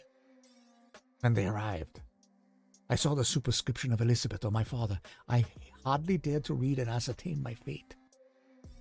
Sometimes I thought the fiend followed me and might expedite my remissness, murdering my companion. When these thoughts possessed me, I would not quit Henry for a moment, but followed him as a shadow to protect him from the fancied rage of his destroyer. It felt as if I had committed some great crime, the consciousness of which haunted me.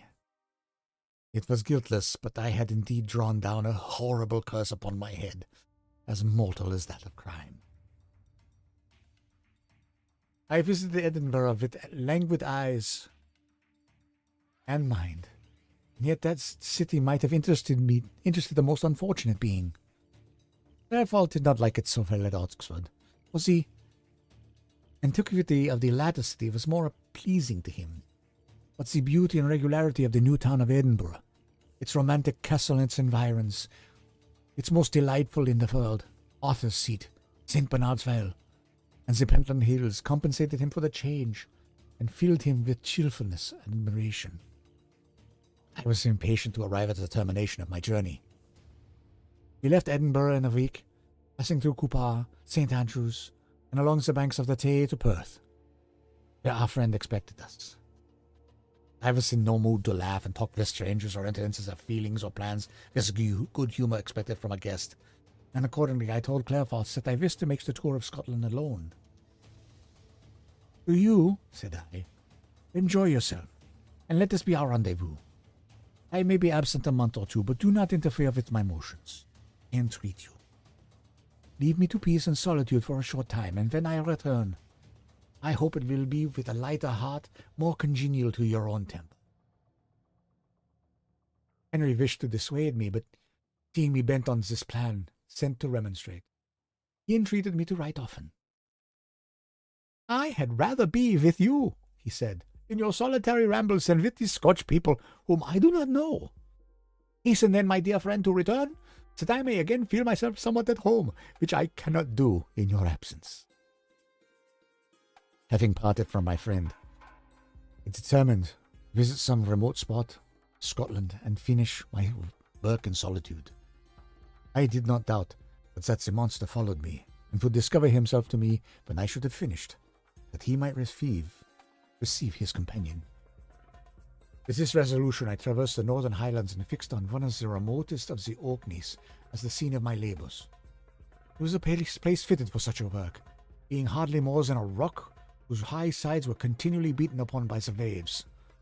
The soil was barren, scarcely affording pasture for a few miserable cows, and oatmeal for its inhabitants, which consisted of 5 persons whose gaunt and scraggy limbs gave tokens of their miserable fare. Vegetables and bread, when they indulged in such luxuries, and even fresh water, was to be procured from the mainland, which was about 5 miles distant. On the whole island there were but 3 miserable huts, and one of these was vacant when I arrived. Thus I hired it. It contained but 2 rooms, and this exhibited all the squalidness of the most miserable penury. The thatch had fallen in, the walls were unplastered, and the door was off its hinges. I ordered it to be repaired, bought some furniture, and took some possession. An incident which would doubtless have occasioned some surprise had not all the senses of the cottagers been benumbed by want and squalid poverty. As it was, I lived ungazed at and unmolested, hardly thanked for the pittance of food and clothes which I gave. So much does suffering blunt even the coarsest sensations of men. In this retreat, I have devoted the morning to labour, but in the evening, when the weather permitted, I walked on the stony beach to the sea to listen to the waves as they roared and dashed at my feet. It was a monotonous yet ever-changing scene. I thought of Switzerland, far different from this desolate and appalling landscape. Its hills are covered with vines, and its cottages are scattered thickly in the plains. Its fair lakes reflect a blue and gentle sky, and when troubled by the winds, their tumult is but as the play of a lively infant when compared to the roarings of the giant ocean. In this manner I distributed my occupations when I first arrived, but as I proceeded in my labour, it became every day more horrible and irksome to me. Sometimes I could not prevail on myself to enter the laboratory for several days, and at other times I toiled day and night in order to complete my work. It was, indeed, a filthy process in which I was engaged. During my first experiment, a kind of enthusiastic frenzy had blinded me to the horror of my employment. My mind was intently fixed on the consummation of my labor, and my eyes were shut to the horror of my proceedings. Out I went into it in cold blood. My heart often sickened at the work at my hands. Thus situated, employed in the most detestable occupation, immersed in a solitude where nothing could for an instant call my attention from the actual scene in which I was engaged, my spirits became unequal. I grew restless and nervous. Every moment I feared to meet my persecutor. Sometimes I sat with my eyes fixed on the ground, fearing to raise them, lest they should encounter the object which I so much dreaded to behold. I feared to wander from the sight of my fellow creatures, lest when alone he should come to claim his companion. In the meantime, I worked on, and my labor was already considerably advanced. I looked towards its completion with a tremulous and eager hope, which I dared not trust myself to question, but which was intermixed with obscure forebodings of evil, made my heart sicken my bosom. All right. So, Frankenstein has sequestered himself in Orkney. And got a little hut, and he's trying to build a companion for the creature. Excuse me. So, we are through chapter 19. Like 5 chapters left to go. Mrs. K should be joining us in roughly 12 minutes, and we have an ad starting in about a minute. So I'm going to let that ad run. It's about to start. And I'm not going to snooze it because I've already snoozed it twice while I was reading. So give that a break, and then Mrs. Kahuna should be here within 10 minutes after that. Where's it running to? Your brain. Running to your brain. That was weird. Anyway, we got about 35 seconds of the ad, according to this. Which you never can trust. Peanut butter and jelly, I'm telling you. It's definitely a sipper, though. You don't drink this. Getting all your stuff figured out, that's awesome. What does all my stuff include? Ad starting in 5 seconds.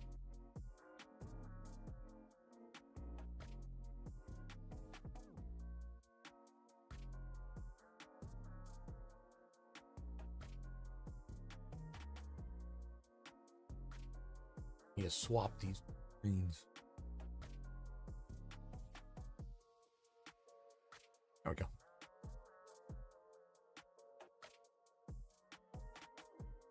Pay out stuff to make sure everything goes into a certain place where you want it. Oh, okay. I don't get many payouts, so I don't have to worry about it much. But I'm working on it. I love it when they tell you ad starting in 5 seconds, and then it turns to ad starting soon. I'll get there. I gotta look. Taking a year and a half off of streaming. Can't blame people for not being around.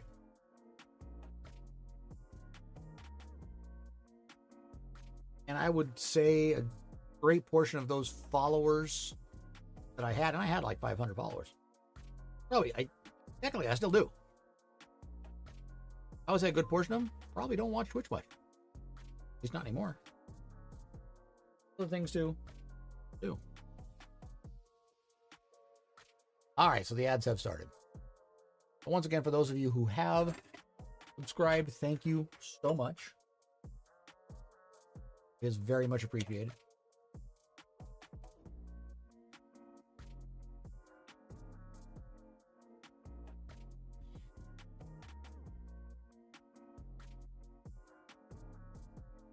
And, I need to create something to put up my socials.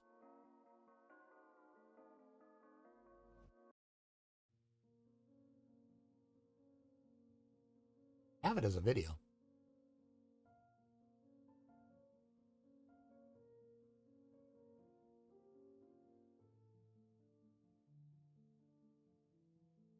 I should do that at some point.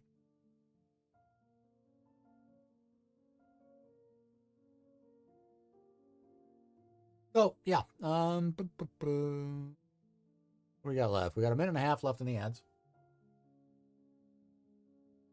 I'm going to take a quick bio break. I'll be right back.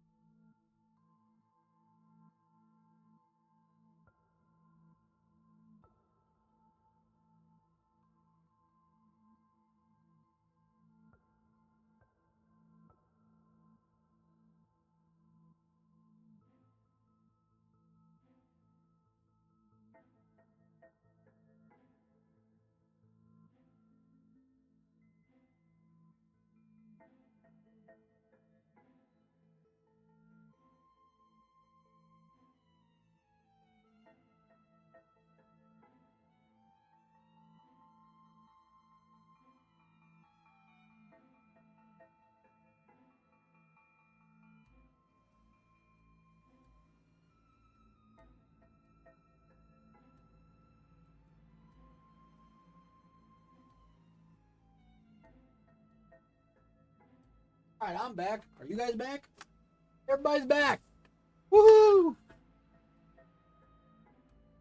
Bio break is done. Mrs. K should be here in about 5 minutes.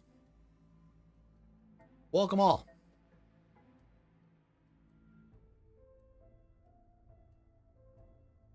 I forgot to change that back. But you know what? I'm going to go ahead and switch screens. There we go.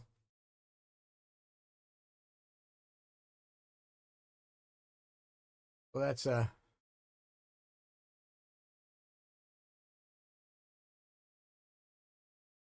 now both Mrs. K and I can be on screen when she gets here. I'm already moving to my position because I know she's going.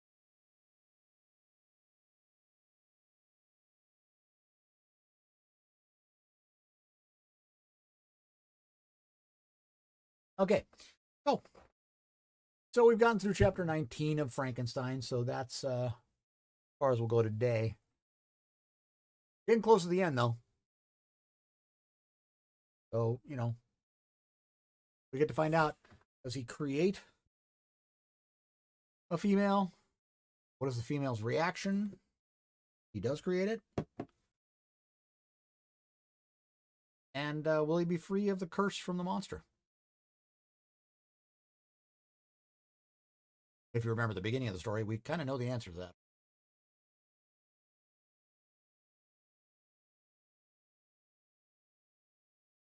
I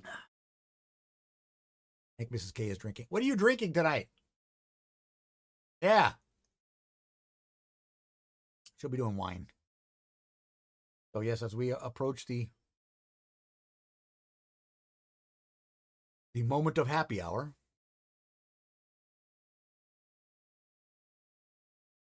be sure to get yourself your adult beverage.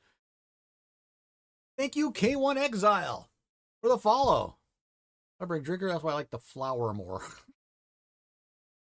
I am not a big drinker. I am not at all. Every hour is happy hour. Yes, it is. Yes, it is.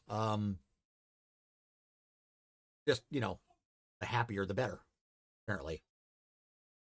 And welcome. Yes. The Mrs. K will be joining us very shortly. You're gonna want the fan on, yeah.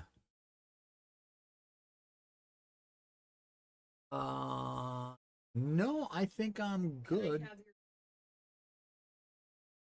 That's not a dirty dish. That's my sugar. My sugar container.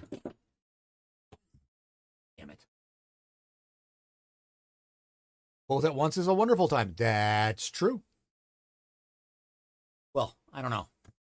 I am not a flour or gummy imbiber. If I'm eating a gummy, it's because my blood sugar is low. That's a rule. You puke when you do both. Let us not do both during happy hour then. One or the other, pick one. We don't need to... Puking is not encouraged.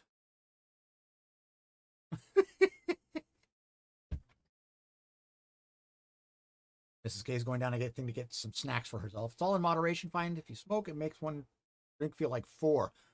Whoa. Yeah, see, I don't drink much. This is, happy hour. It's like one of the few occasions when I drink, and that's Friday when we do them. Drinking Diet Coke right now. I stopped drinking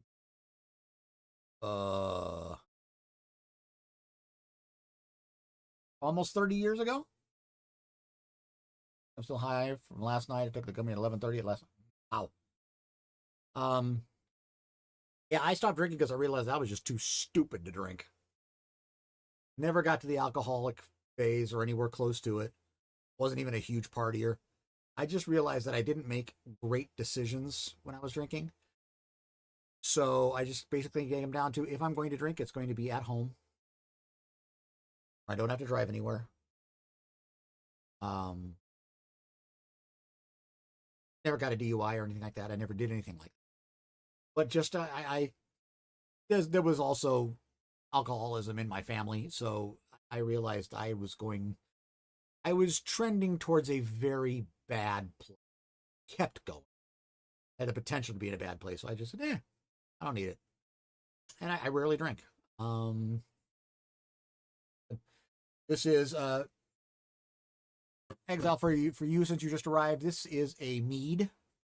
It is strawberry, peanut butter, and jelly crime mead. And yes, it's like drinking an alcoholic peanut butter and jelly sandwich. Yeah, it's some good stuff. There's a meadery. If you look them up, it's Superstition Meadery in Prescott, Arizona. And they make some really fun meads, ciders, and sizers. And Mrs. K started a subscription with them, and so we get, I want to say it's half a dozen bottles every 3 months, something like that. Which is just fine. Maybe it's only 3 bottles. It might only be 3 bottles. But you can order extra as well, which there's a couple of favorites of ours. And they all have fun names. There's one called the Blueberry Space Box. And yep, it's blueberry. It's kind of like blueberry juice with a kick. It goes down real smooth. Pillars of Creation, which is apple and cherry flavors. Because they use apple and cherry juice and fruit to make it. So we have all kinds of those. But if you're ever in Prescott, Arizona, it's right downtown, right across from the courthouse, called the Superstition Meadery. It's downstairs in there's a spice shop on the main level. You go downstairs to the meadery. Great little joint, and you can have a flight. And their tasting flight is 13 different meads. But it was 13. Well, they gave us Oh, okay. So it's 12 meads, and then if you join their club, they give you an extra one. meads and Meads and sizers, yes. cider. Space Drinks. box Yep. and the pillars of creation are Yeah. not meads. Non-meads, that's true. They are Move over. sizers, I think. No, those are ciders. Are they? Yes. Sizers. Cider has apple in it. Oh, cider has other fruits. has other fruit. Bree says, "Hi, Mrs. K. I've missed you." Hello, Brie. I have missed you as well. Exile is looking at the site now. 6 bottles for 3 months. Exile's just followed us. Looks like it's 6 bottles every 3 months. Yeah, so we get actually our spring shipment is on its way. It just shipped yesterday. Okay. So we've got 6 coming, plus I purchased an extra blueberry spaceship box. Okay. So once that comes, you'll have 2 blueberry spaceship boxes. But they were out of the... The Pillar of Pillars Creation. of Creation was not available for order. However, I'm always looking for Okay. it because I like that one too. Yeah, it's... Then Bree, you would love this stuff. It is so... It is very blueberry. That very is blueberry, for sure. and it goes down really, really easily. And we have currently a mead. One is blueberry vanilla, and one is called blueberry hex. I don't know. This is the first mead from the winter shipment that I have opened. Okay. All the other things from the winter shipment are still down there. That sounds like we need to get cracking. Endovelicus. It's one of their meats that is my absolute favorite. That's the one I wasn't fond of, right? No, you liked it, but it was $100 a bottle. So Oh, that one. so we didn't buy it. Yes, they have a $100 bottle. But we tasted it, and I enjoyed it. Endovelicus. Also, Aphrodisia was the one that we bought the first time that everybody liked. Still have the bottle. They have another in the shipment that came in the winter. There was an Aphrodisia knockoff. We'll have to see.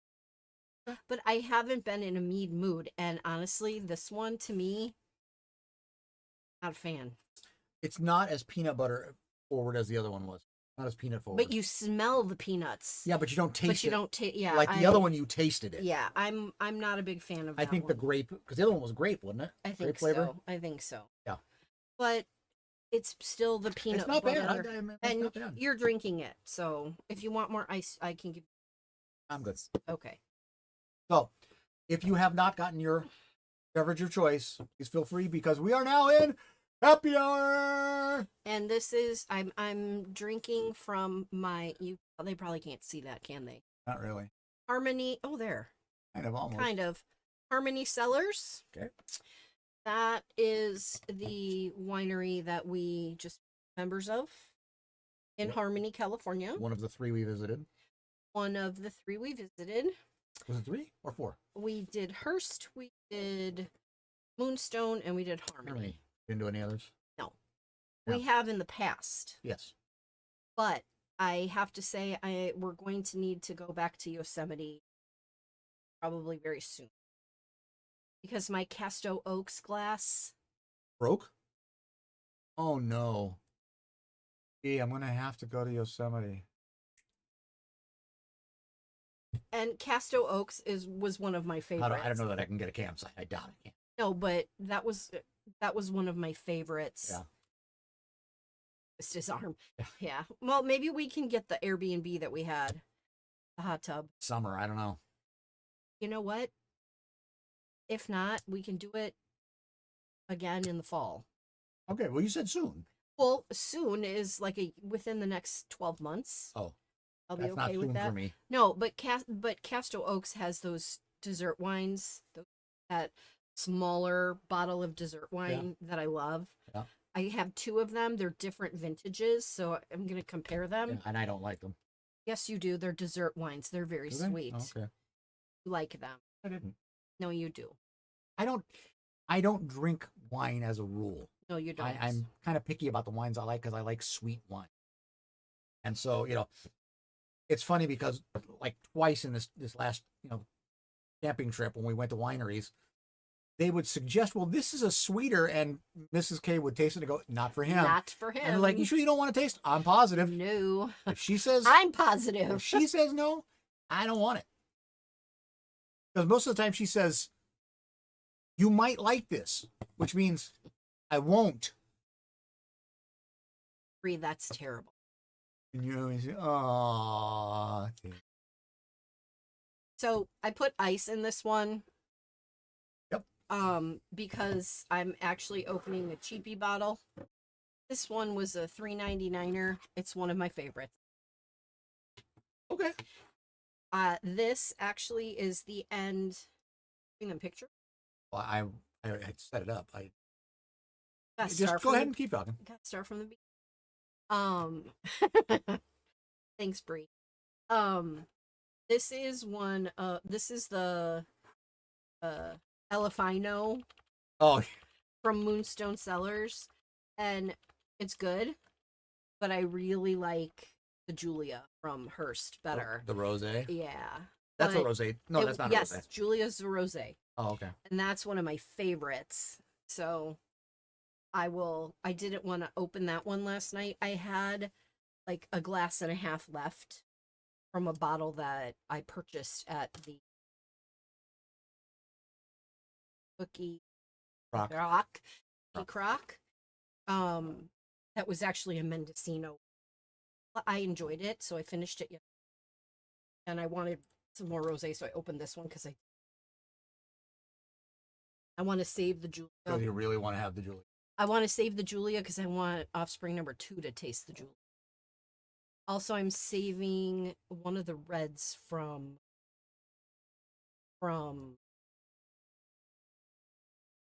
Hearst. What was it? It's crap. I can't remember which one. The one that I tasted that Christopher let me taste. Is that the Verdot? Petite Verdot. That was Petite it. Verdot. Yeah. See, And I I'm remember saving- the stuff. I I just don't drink couldn't it. remember. I knew it was Petite something. And I knew it wasn't Petite Syrah, even though I like Petite Syrah. Verdot. Yeah. And we got to the Hearst Winery tasting room a half an hour after they stop serving. They do their last start at 4:00, and we got there. But we walked around the grounds, and it's absolutely gorgeous, which Kahuna will show you pictures of shortly. And the gentleman behind the bar, his name was Christopher, and I started talking to him. I said, "Which one?" He pointed out the Petite Verdot, and I was like, "I've never had that before." He's like, "It's not very common. Here, I'll give you a little swallow." I mean, and it was more than a little swallow. It was probably 3 swallows. And it was so good. And I said, "Well, we're going to come back." I said, "Because, I want to taste some of your whites and your rosé." And he's like, "Well, I'm back tomorrow at 11. So we made a reservation for 11, and we got there at 11:02. But we ended up having Jacob. We had Jacob as our sommelier du jour. But Christopher recognized us from the day before. So And because of that, you got an extra taste of wine. I did. I got 7 instead of 6. So we bought 2 bottles there. The Julia, which was my favorite. And then I bought a red, didn't Did you buy the Petit Verdot? I? That's what I bought, the Petit. Duh. It's been a long day. I actually worked today, even though it's my break. And it was not a very productive. And I felt really bad for the other principal, the principal that was with me. She had 3 spots open, whereas we only have 1. We only had a total of 4 interviews. Didn't you guys have 17 lined up? Okay, so when we first started this process before spring break, we were picking a date, and the HR lady is like, there are 24 viable candidates. And I'm like, I am not interviewing 24 candidates for a 3-hour-a-day position. It's like, well, you kind of have to. I'm like, fine. So I picked today as the day because it's spring break. I knew that I wouldn't have to spend, I knew it was going to take a long time, but I also knew I wouldn't be gone from campus for a whole day, which is the same thing that Lorena, who was the principal that interviewed with me, she said the same thing. So that's why we picked today. And we were originally set to go from 8 to 4 with interviews every 15 minutes with a 45-minute lunch. When I got the update before we left for spring break, there were 18 candidates. When I got there today, there were 16 candidates. Or 17. But one called to cancel this morning, so there were 16 that we knew that were supposed to come. Supposed to be there. We ended up actually interviewing and meeting 4 candidates. Everybody else ghosted or didn't show up. It was Sucksville. I mean, we got luckily she is very the principal that was on the interview panel with me. She was very easy. We talked a lot and we shared some of our stories about our sped kids and, you know, our background and it was good. It wasn't like the first time I interviewed with the misogynist. Oh. So it was good. And I told her, I said, look, like, well, how many school site aides do you have? And I said, currently we have, I think 6, but it may be 7. She goes, I have 4 and I have 3 open spots. Wow. So when the time I told her, I said, look, we both like the same girl the best. And then we both like the same girl for second. And I said, you need school site aides more than I do. I said, you can take first pick. She's like, thank you for that. I said, it's my pleasure. I said, I got the great one last time. I said, I'll take the second, you know. She's not bad. She just wasn't my first. Right. So she's like, thank you. I appreciate that. So she's like, I don't want the other 2. I said, okay, are you going to have them refly the position? She goes, yeah, I kind of have to. She's like, do you think you're going to need more? Because I wouldn't mind having you on the interview, you know. And I said, well, I said, it'll depend on if this one accepts or not. I said, if this one does not accept or doesn't work out, I'll probably be on the interview panel again. She's like, okay, good. Because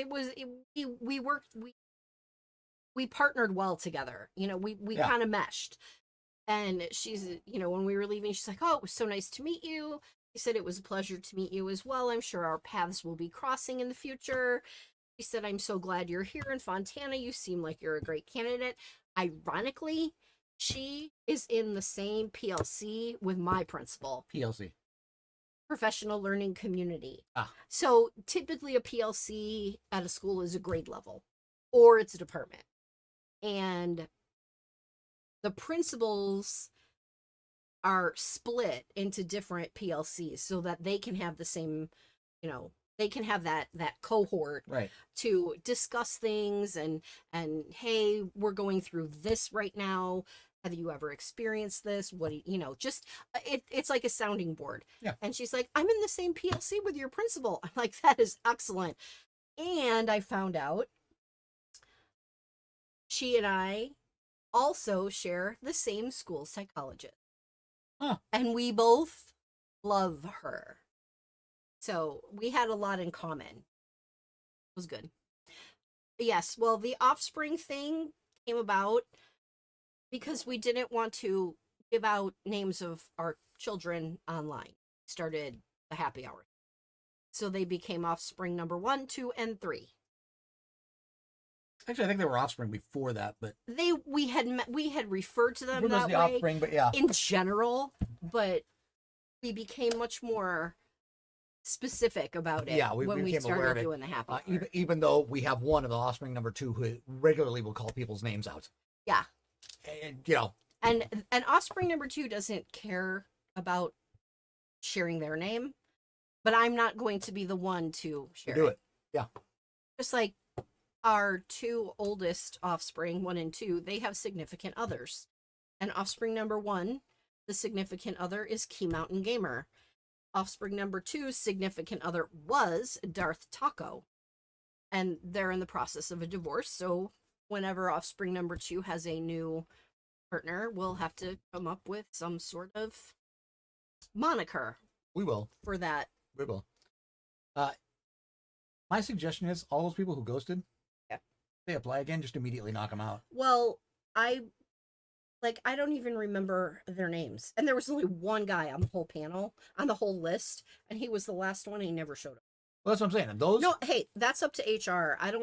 I just show up when they tell me to show up. I interview when I'm supposed to interview. Sugar. you guys can't really see it, but it's actually sugar crystallizing on the bottom of the glass. If you tilt it a little. Okay, right there. They're not going to see it because it's not going to show.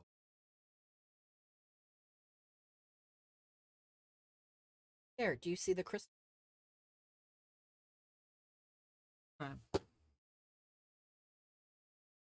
But yeah, So, Kahuna and I did camping trip for 2. camping trip number 2 this week. Considerably more successful than the first camping trip.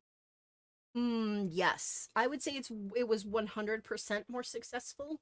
I would say it's more than 100% more successful. Well, you can only do 0 to 100 in percents. I'm sorry, I don't go above No, that. you could be 300% more successful. That's but- 3 times. Okay. And So it's at least 3 times more successful. it was good, except for the initial putting up the tent. Yeah, well, we had I was frustrated. 2. Who was frustrated with the tent? There really were only 2 negatives, big negatives. One was when we first got there. Keep in mind, it wasn't like raining, No, but it was that's why I'm drizzling. going like this. And it was a cold wind. It was pretty windy that night. It was, I mean, it That was first night was the coldest night. it was in the low 50s with rain. But it wasn't Rain. No, It wasn't even rain. It was enough to help keep the temperature feeling cold. cold and damp. And we had a game plan of what we were going to do when we get there. Except that didn't work It out. didn't quite work. The wind was not helping because the wind was picking up the tent. I don't picking up- mind them if I don't have to go out. Picking up the tent, picking up the tarp. It was moving things around. It was frustrating me because things were, and then Mrs. Kahuna would go, well, this thing looks crooked and I'm trying to fix it. It was just, we were not communicating well. The tarp thing was the part that pissed me off the most. It was, He says, "Come here and help me. Stand on this corner." Stood on the corner, and he moves, and the whole thing goes blowing, except the corner I'm standing on. And he gives me this look like it was my fault that the wind came through. no, it was just me being pissed. Yes, but the way that you looked at me, I I was own it. like, I own that. Yes. But that was the reason I called you over, because that happened to me twice already. yes. And so I called you over to stand on it, and it was like you stood at it, and it still happens like, mother. So then he gave up the tarp, and it wrapped itself around the tree, where Yep. it stayed. Where it stayed for the rest of the trip. Just because, go stand in your corner. You've misbehaved, go stand in your corner. And he said, "Forget." Okay, I did. And I'm like, Kahuna told me, this is what you need to do. You need to take out these totes and set them up over, which I did. And now what? Anything. I was already frustrated. At that point, it was not going to go anywhere. But I got calmed down. But we did get the tent put up. But we also found out we have a broken pole. Yes, the poles are. One of the poles is broken. And that side of the flag did not stay up. It came down. Yes, because when I went to take the poles out yesterday morning, it was flat down like it was in Yosemite. I think we need a new pole. I think we need a new tent, but I'll talk to you about that one in a little bit. Okay. Because they have a really... What color is it? Like a tan color. The yurt. Yes, $200. How does it look as far as putting pain in the neck? No, it looks like it's actually pretty easy. It goes up like a circus tent. Big pole in the middle. Help. So you lay it out. So there's a pole in the middle. Is it big enough for our bed? It can fit 2 queen-size beds. Okay, let's take a look at it then. So in other words, it could be a queen and a living room. And we could put the chairs in there at night, so we don't have to go to bed at 7:30. Yeah. So we can bring 4 chairs, 2 for outside, 2 for inside. We could. And we could get. Go by Costco tomorrow and look at it. No. Because I don't know how long they'll last. Okay, so if you want to go buy it, go buy it. I don't need to look at it. Okay. The only things that I need to look at and give this people are chairs that we're going chairs that A lot bigger than one. or 2 and it'll fit the bed. 2 queen beds. And that means it's there's room huge. for doggos. There is, if we ever can get them behaved enough that they will. We can Go. we can bring Wesley. We'll probably bring Wesley next. Last one I want to bring. Well, he's the first one I would bring. Anyway. Yeah, so anyway, we finally got the tent put together. Yeah. And then we went to the grocery store. And it was under a tree. Bunch of trees. Didn't go to the grocery store. We went to the camp. In fact, we didn't go to the grocery Oh, to the next night. next Yeah, day. you're right. Yeah, we went to the camp host. Yeah, so we went to the camp host. We got wood. firewood. And Kahuna was only going to buy 1 bundle. And I said, I think we need 2. No, let's buy 2. Well, we never So, cooked over it, so it didn't really matter. No, but I literally handed the guy another $11, so Kahuna picked up 2. And guess what? He needed 2. Went to 1.5 the first. Oh, so 1 would not have been enough. It would have been, but we would have just gotten done earlier. Am I the queen? I don't know. Am I the queen? I kind of am. In this house, Apparently, I'm the jester. in this house, I kind of am the queen. I don't I rule with an iron fist when it comes to some stuff. So anyway, camp host, we went ahead. Kahuna made this lovely fire. Here's the deal with the fire.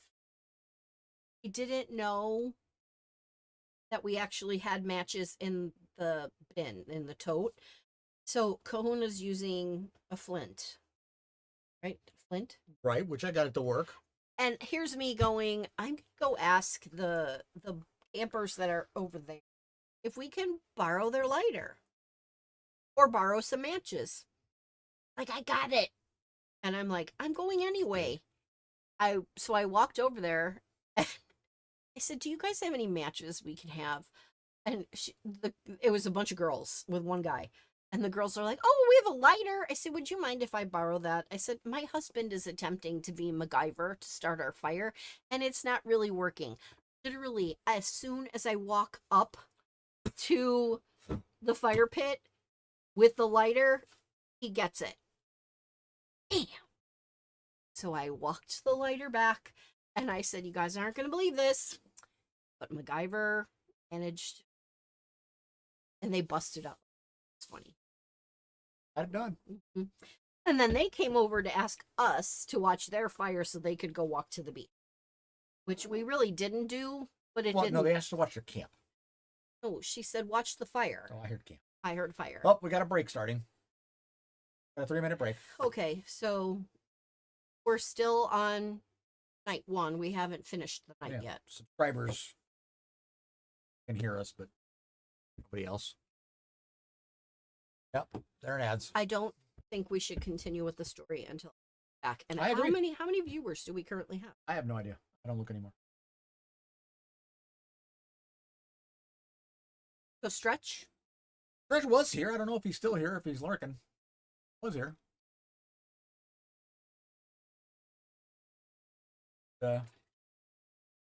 Okay, so my home screen Yeah. has maybe a dozen icons. Yours probably has 5 dozen. Oh, yeah. And I could never live. They would be in folders. Mine would be in folders. 83. Mine would be in folders. Oh, so Bree is dancing around while the ads go on. Sounds good. I can flip through some of these. That one I don't like the way that turned out. It looks boring. Beat that.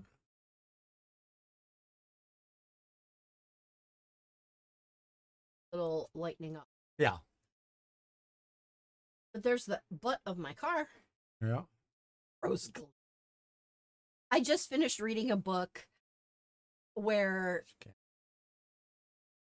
Doing the ads. Typing. I like that one. Yeah.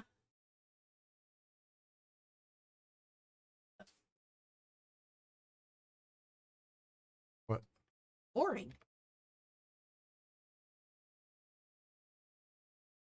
That one just This is adjusting from the raw image. The colors you can't. okay. So I like this part. Hmm. There's too much sky. Same thing there.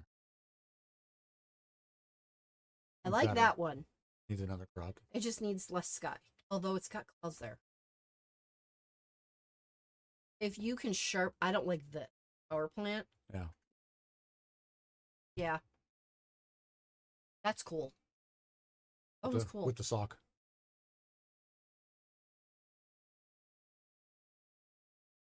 They're just seeing the background change on ours. You didn't even see the sock I didn't. until I pointed it out. Truthfully, unless you point it out, you're not going to see it.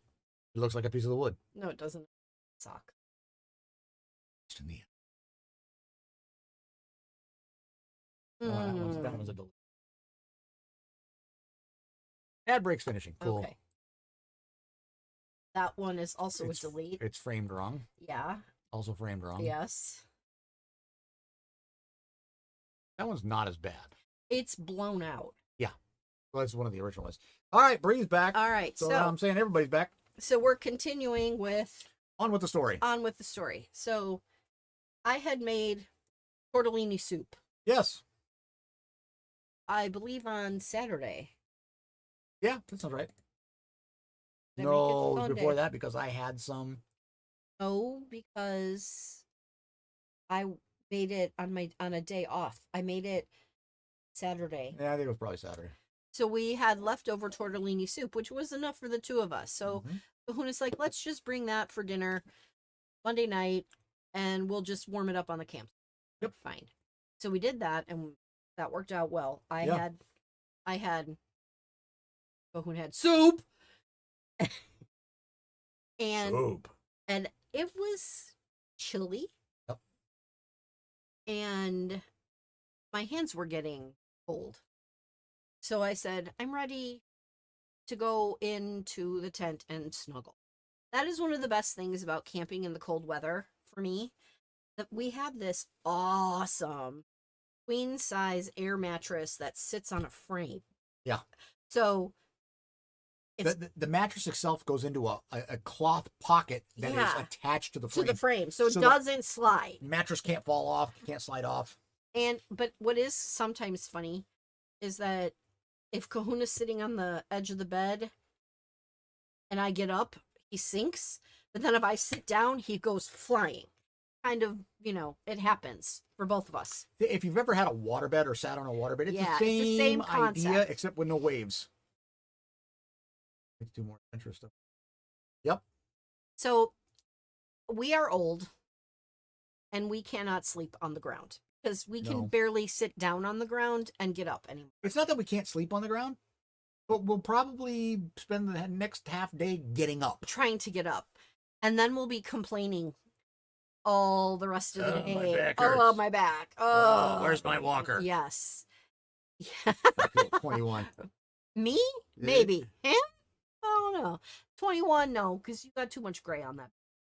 And you're fuzzy. The lady at the cookie crock, Yeah. ready to card me because she thought I only. They card if you look 30 less. I am And I said to her, I said, "Girl, I'm 50." 21 plus shipping and and I like tax, that one. and tax, Yeah. plus tax, shipping, and handling. Yeah. So I like that one. we went to bed and I slept pretty good the first night. I'm like a worn-in pair of denim jeans. Plus tax, shipping, and handling. Okay. But I think the first night we slept pretty good. Right up until Oh my god. This was funny. Okay, so I woke up. We actually got into the tent and started getting ready for bed around 7:30. 7:30, quarter to 8. Okay. So around 10 o'clock, I woke up and I had to pee. So I went to the bathroom and I was hungry. So I decided I was going to have some snacks, which I had put in the tent in a bag on Kahuna's side of the tent. So I got my cheese balls and my licorice and I brought them over to my side.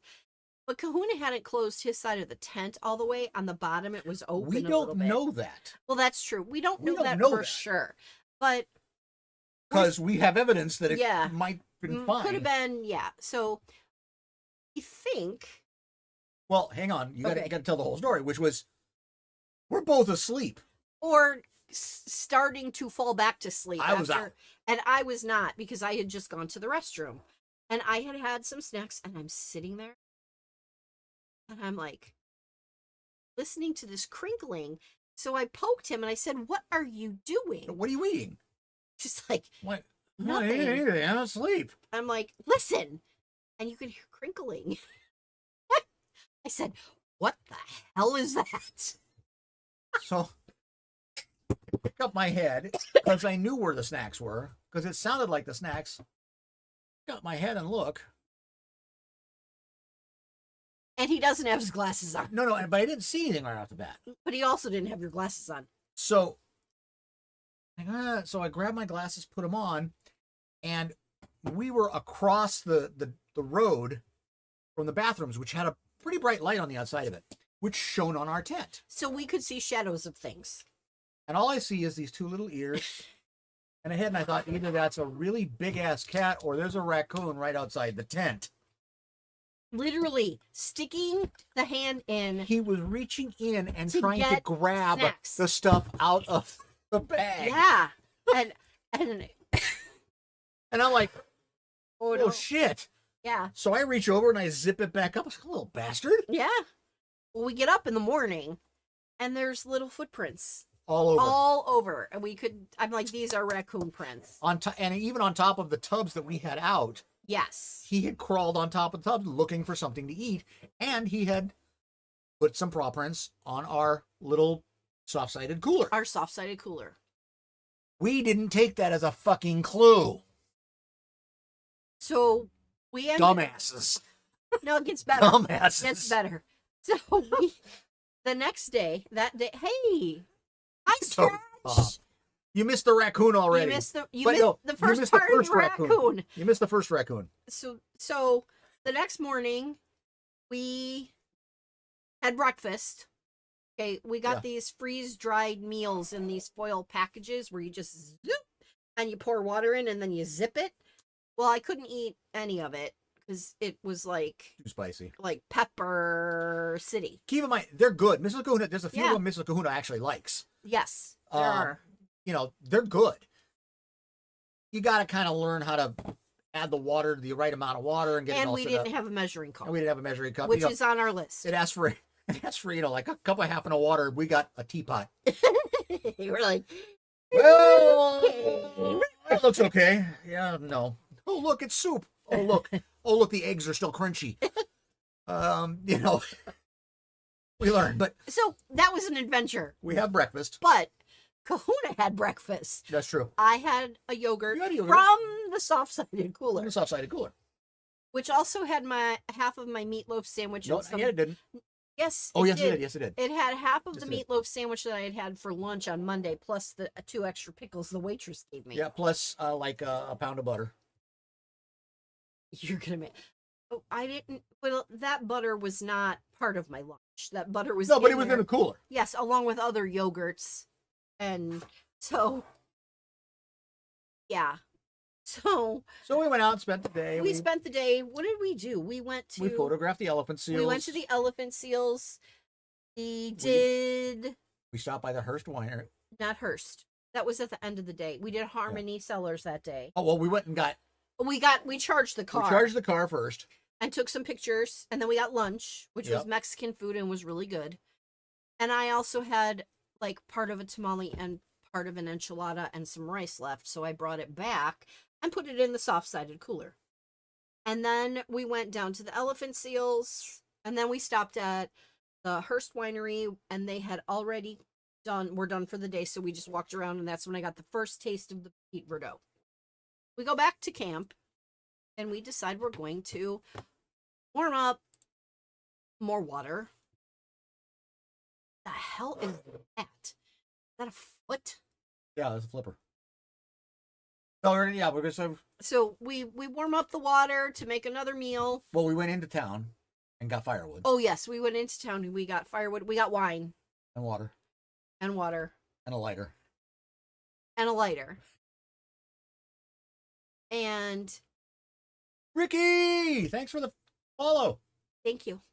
And so we go back to camp, and Kahuna's going to build a fire, and he starts the camp stove and boils the water in the kettle. So we were going to have another foil packet dinner. And was that the day that I had the chicken and dumplings? That day you had chicken and dumplings, And I you had the chili mac. chili mac. And I took one bite of the chili mac and I almost died. Because it was very High-end forward. yes. And anyone who knows me knows I am extremely spice sensitive. Not just on the tongue, but in the tummy as well. So like, yeah, can't eat that.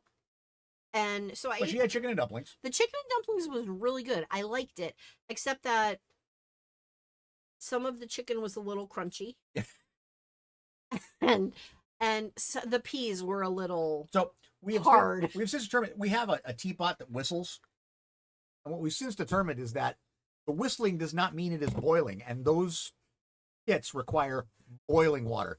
So it's probably whistling 10, 15 degrees too early.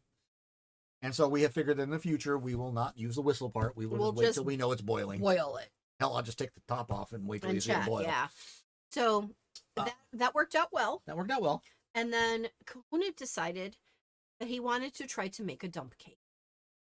For those who are unfamiliar, a dump cake. I was all for him making the dump cake. Dump cakes are essentially 3 ingredients. Some type of filling, in this case it was apple pie filling, A cake mix. a box of cake mix, and butter. and butter. And basically what you do is you dump the filling in, then You dump the the cake up, mix in, on top.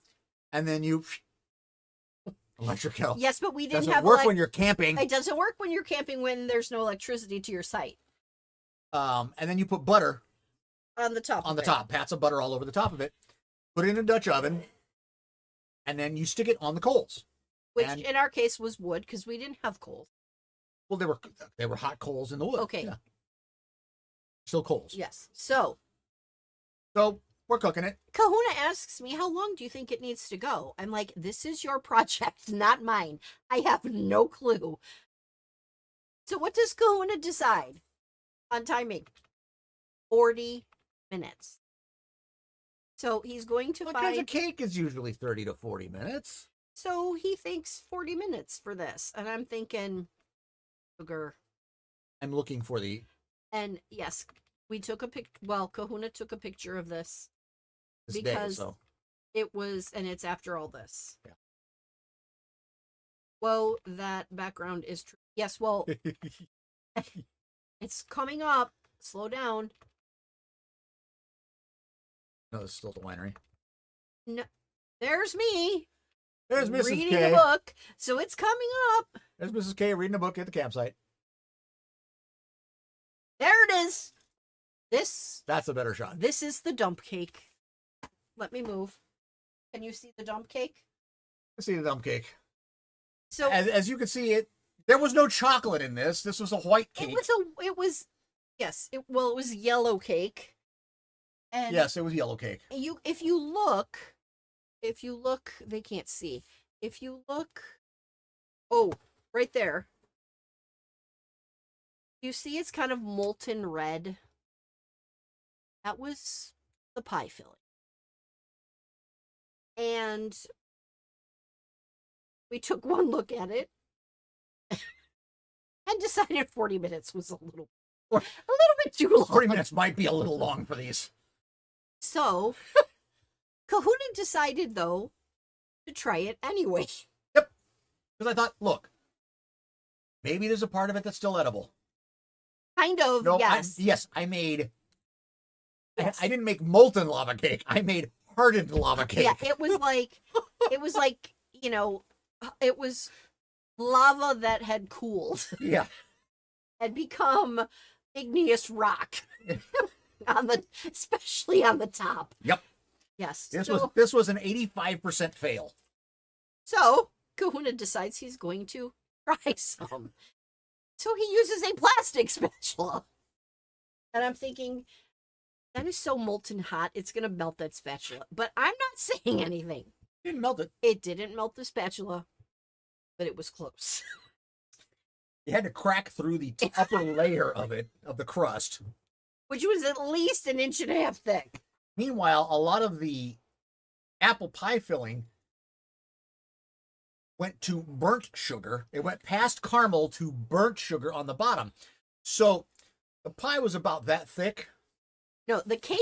Was about that thick. Okay, the cake itself was a good 3 to 3.5 inches. Yeah. But of that 3 to 3.5 inches, 1 inch of it was maybe Maybe edible. 1 inch in the middle and a good 2 inches away from the side. Yeah.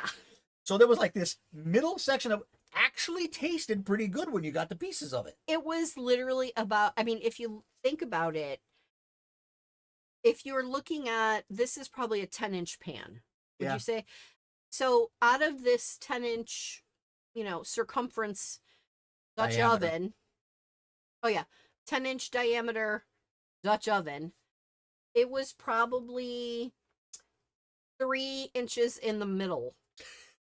3-inch diameter in the middle that was edible. This is why I say it was an 85% 85% fail. Because there was about 15% of it that was edible. That actually tasted good. It did taste good. It I was even really tried yummy. it. I even tried it. But it was tasty. What you Kahuna, could eat. in his infinite wisdom, decides to put all of the charcoal pieces in the fire. Yeah. And guess what?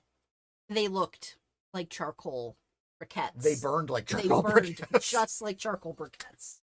Because science, kids, sugar is Sugar. carbon. So it burned just fine. Yep, that would work. See, sugar's carbon. So Worked just fine. that was the funniest thing, I think. Not that day. This was the funniest thing Well, of this day. True, because the next thing is the next morning. Yes. So, here you go. So we go to bed again. We go to bed normal. Uneventful. Uneventful. No visitors in the tent. That we know of. No one opened the No one opened tent the tent. door except for Except for us. So middle of the night, we both have to go potty. And I step out and I step on A Ziploc a bag. Ziploc bag. I'm like, oh, this can't be good. Where did this come from? But I don't recognize what's in it. There's something in it that's squishy. It was a pickle. But Nope, at the no, time, we haven't didn't gotten know. there. We didn't We know it haven't was gotten a there. And pickle. it's just like I stepped on it. It's like, all right, I'll deal with that in the morning. And I told him, whatever it is can wait till the morning. Go to the bathroom, Ah, come back, go back to sleep. and we slept. We slept. And then we get up. Next morning, I get up And that was my morning to shower. and I start laughing when I walk out of the tent. And I'm like, I'm And going to shower. I start laughing. I was like, Oh, shit. So, yes, it was a Ziploc bag with a pickle in it. Pickle. And I'm Said, sitting on the bed, and I'm looking out because like there's like our tent on the sides has these like big ass windows that the fly covers, and on my side the window wasn't covered all the way. And I'm like, there's something orange out there. and I point at it and I go, you got the Reese's Thins. We had Reese's peanut butter Reese's cup thins Thins. in the soft-sided cooler in a Ziploc bag. And what was outside, the pickle that was outside, was the pickle from Mrs. Kahuna's lunch that was in the soft-sided cooler. And then as I look over, I see Styrofoam container. hang on. Oh, There's a hole in the pickle bag and another pickle. with a few, there were a few like teeth marks in that one. All right, apparently whatever it was didn't like the pickle. Doesn't like pickles. So I start is blasphemy. I start doing a lap around the tent, and all I'm doing is picking up empty Reese's wrappers. There were at least, I would say there were at least 10. At least a dozen. Well, no, because there were in the bag, there were probably at least 10. 2 were not ruined. I picked up a dozen wrappers. So there were about 14 Reese's peanut butter cups In a Ziploc in the cooler, which was zippered closed. So I walk over, I'm picking up the trash as I go because, I don't want to leave the trash around. And I'm getting ready to go shower. I pick it up, and then I look at the cooler.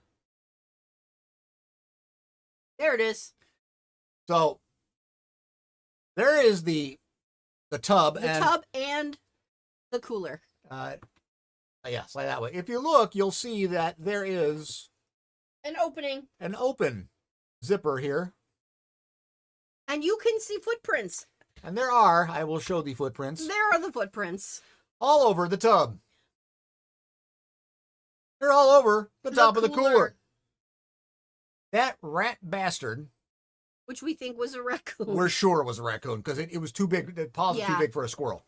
Which we also saw 4 very chubby squirrels right around the campsite. This sumbitch opened the cooler, zipped it open, unzipped it, did not rip it, used the zipper, unzipped, and both directions. It's one of those zippers that has 2 sides. He opened one this way and one that way. Opened the cooler. And managed to extract not only the pickles, not only the Reese's Pieces, and the piece of meatloaf.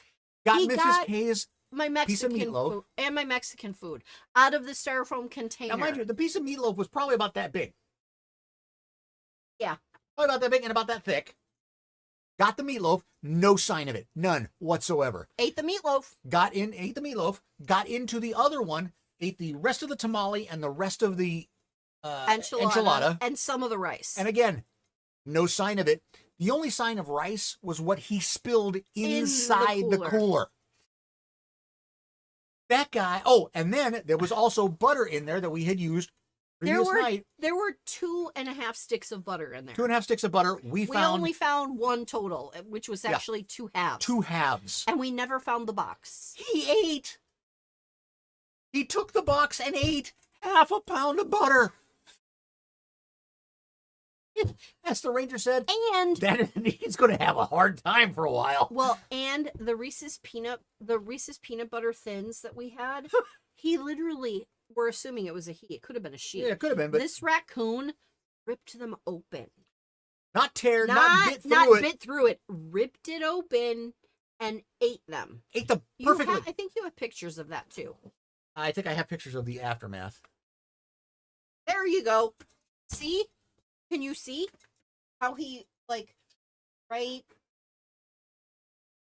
This one was there. This one was good. These are all torn open neatly, as if you or I opened them to eat them. Would have opened them to eat them.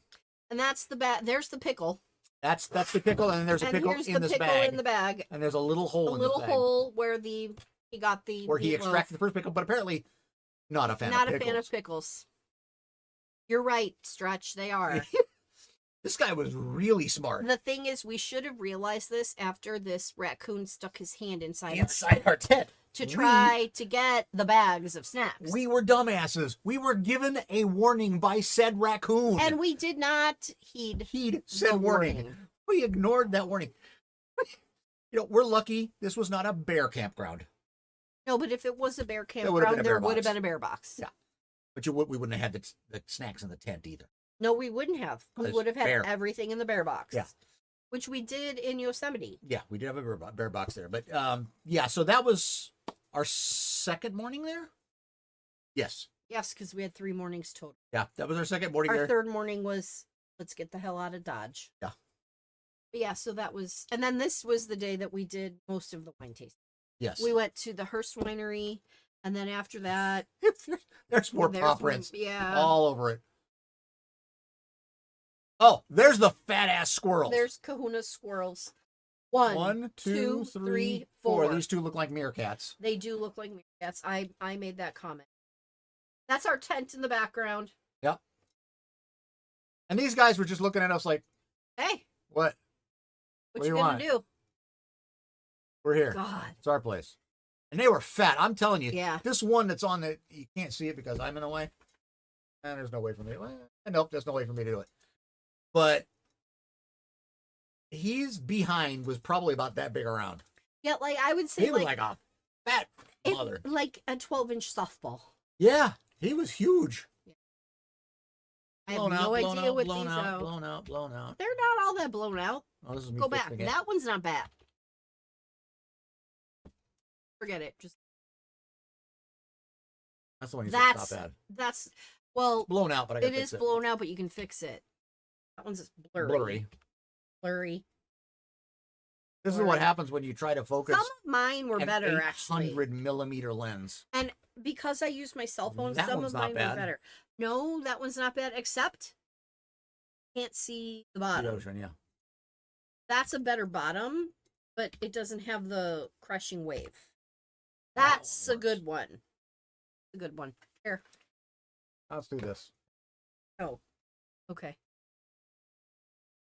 What are you doing? What's in front of us? Mm. Well, that was a crashing So wave we're there. here, but you can't see us. That was a good one. That's okay. This is Piedras Blancas, which in Spanish means white rocks. I'll give you one guess as to why the rocks are white. And it ain't chemical composition. I think some of it is salt content. I think most of it is bird shit. Poop. Bird poop, but I think it's also salt content. So, Yeah. So this is what the second day we went back. We first made a new job. Oh. Yeah. Well, Kahuna can talk to you all about hamstring. Yeah, doing our tent Good. required me to bend down a lot and do a lot of it stretched my hamstrings. And no joke, today's the first day where I was able to sit down without them hurting. My biggest issue was my hip. Oh, that's our singer. Your feet. Get some inserts, whatever. Yeah. Our singer. That's the singer. Yes. So this gal. There you No, go. no. This gal was singing. She was singing like on and off for like 20 minutes, half hour. Oh yeah. Yeah, we were there for 20 minutes. She was the whole time. Oh, and look, there's another little one here. I didn't notice him. Oh yes, she was singing. What else do we got? Oh, this is a Oh, this is good. This is one of my favorites. He's like, and yes, we know it's a she. we know it's a she because she doesn't have Because the she monstrous doesn't have the nose monster nose. of an elephant seal. Boom, you got military inserts. All right, it should help you soon. These guys, so elephant seals, apparently this beach there, that's a good one. Show them. Hang on, I'll get a better one. That First- one. That one? That one. That one. It's a little dark, but you can lighten it up. So elephant, this is a male elephant seal. And this beach that is what, 3 minutes up the road from the campground? Yeah, if Maybe that, yeah. 5. Yeah. They go there. I mean, every time we've been there, no matter the season, there are elephant seals. Yeah.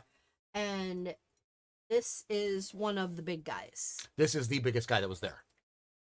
This guy, no joke, was probably close to, in the neighborhood of 12 to 15 I would feet say long. he was at least 12 feet long. Yeah, he was between 12 and 15 feet long. and he Probably was- 2 tons. Yeah. At Well, I don't know least. about 2 tons, but easily a ton. Easily a ton. I think they said the females get up to 1,500 pounds. Yeah. But Big, that big, is big dude. that's the big dude. And we also have his mate. A picture of his mate, I do. which is coming. Find it. Apparently, these two have been together for quite some time. That's That's not the not her. mate. Nope. Their faces. The males' faces are so Guy playing hide and not get her? You may not have. Oh, I did. Nope, because now we're to. This is a winery. This is a winery. So, This was off. as Mrs. Kahuna mentioned, we went back to the winery. We'd hit the winery before it was too late for tastings. Wanted to do tastings. So we went back. This is the view From our table. from our table. Like. Oh, this Did is, not suck. This is my happy place. And the weather that morning Was was Perfect. perfect. The trees that you see, so the wind was coming from the other side of those trees, on the point there. So this is kind of in a sheltered cove.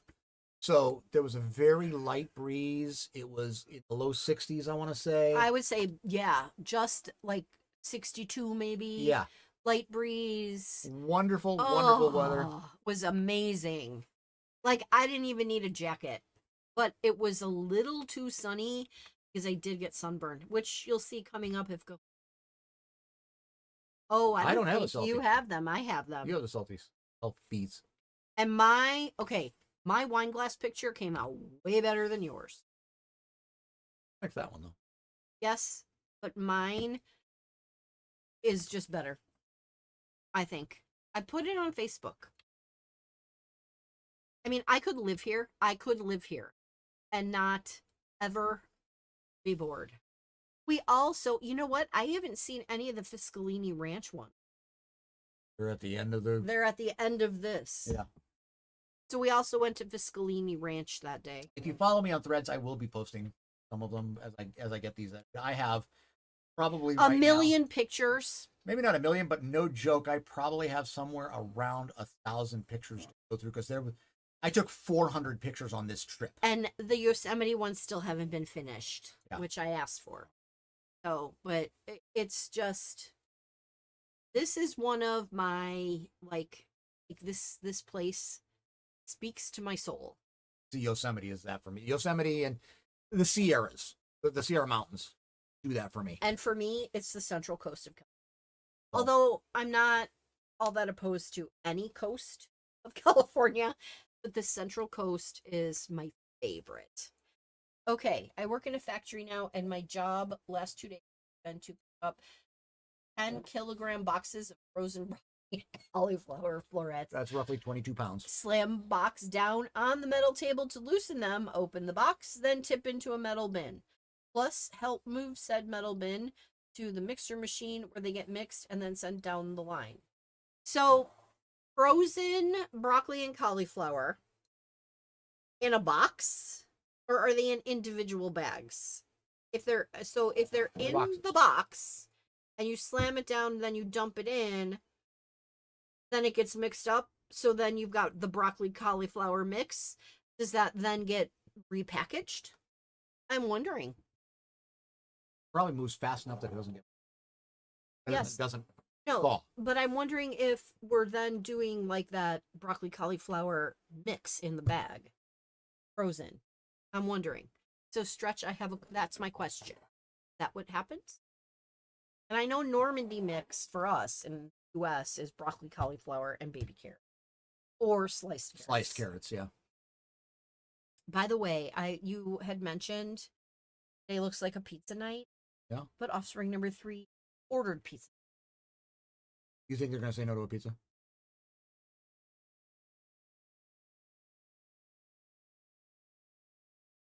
I highly doubt it.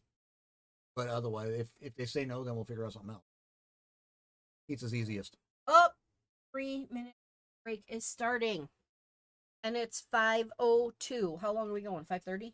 Yeah, we'll go to 5:30. We're going to go to 5. Since we're in a break. Otherwise, I would have ended Yeah. it before the break. We'll go to 5:30 our time, which is 27 more minutes. We have pupper doggers. Got the Zoe. Hi, Curly. And the little. Where's Wesley? Where's your brother? Where's your brother? Hiding, Oh, I'm sure. get you shit. Oh, you don't eat.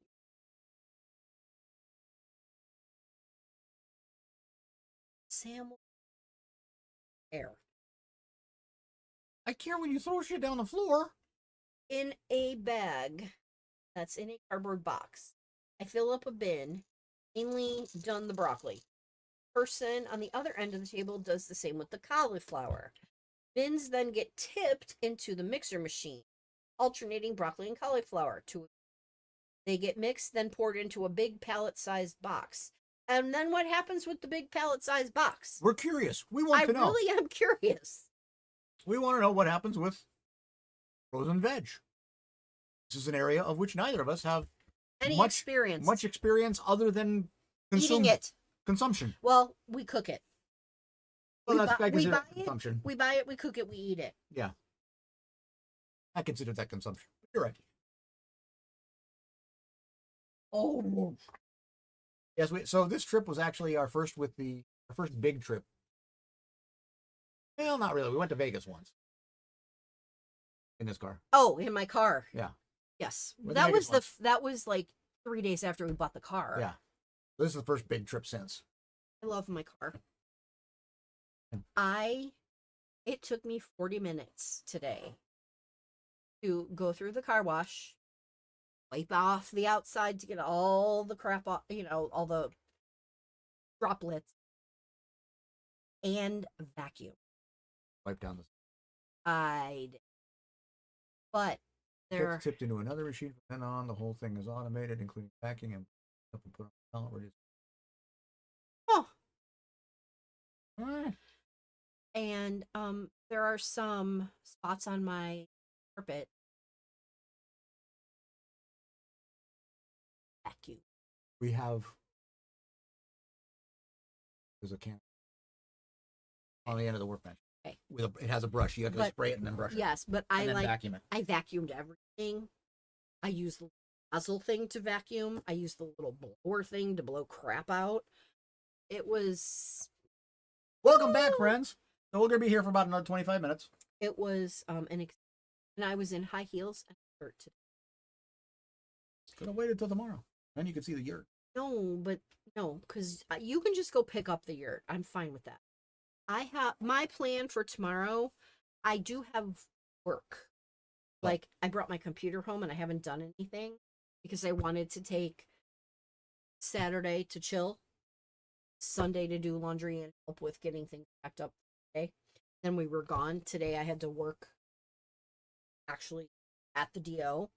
So tomorrow is my work at home day. And I'm going to do is chill the fuck out because I have to go back to school the next day. Okay. I had dinner, got myself a cup of tea now and snacks. Okay, well, we're going to be here for 24 minutes. What else? Oh, yesterday we went home. Yep.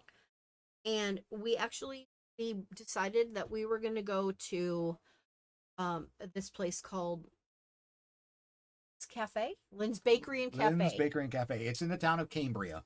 And Been there for a long time. and they're special. is anything with olali berries, which were actually created in Oregon, US. They're a It's a cross of combi- loganberry and Raspberry. I think it was raspberry. Yeah.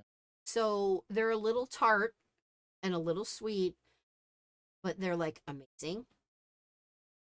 So we had breakfast there.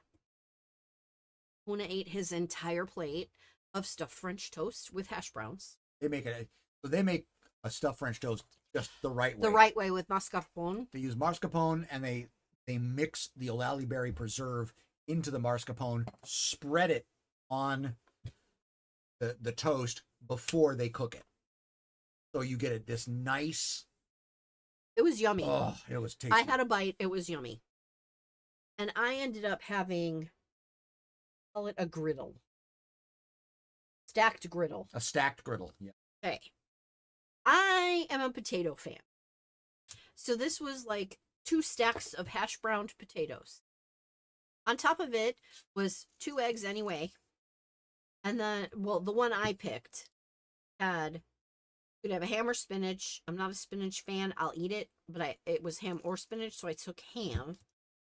Bell peppers, onions, mushrooms, which I don't like, so I got them without, and cheese. So I got 2 scrambled eggs with ham, bell pepper, onion, cheddar cheese. And that's like over the top of this stack. When it comes out, I swear to God, it's like 6 inches tall. It is. It's it huge. looks like it looks like this big mound, and like Hey, Dora. Like if you're trying to find the height of the sphere, the half sphere, I swear to God, it was 6 inches tall. My eyes like bugged out of my head. Oh yeah, no, she did the. So, And I'm dying. I'm like, in fact, we told the guy almost immediately, he's going to need a box. yeah, He's like, can I get you anything else? Yes, Yeah, she's going to need a box. box before she even starts. and it came with, you could choose muffin, any of their muffins from the bakery. Yep. Or an English muffin or toast. Right. So I got an olali berry cream muffin, which in itself would have been enough for breakfast for me. Well, it was tasty too, though. Oh yeah, and so I brought the rest of literally brought half my breakfast home, and I forgot to tell Offspring number 3. Well, I haven't seen Offspring except for when I was half asleep last night. That there is an olali berry cream muffin in a Ziploc bag for them. I put it on top of their pizza from last night, but they won't know what it is. Well, they tossed away their pizza boxes. Yes, but there's still pizza in the fridge. Oh. I know this because I was in the out, and I packed my lunch. And yeah, so then it took us 8 hours, about 8 hours to get home. which it shouldn't. Yeah, it was just, we hit LA Right at rush hour. And so we were doing 30 miles an hour or less for a solid 2 hours. And of course, I had to pee. Well, yeah. So That's a required thing every time we go on a road trip, is knowing where we're going to stop. where we can stop, and how long is it till we stop. I get that question at least half a dozen times each trip. Okay, but it's like a half a dozen times in a row for one stop.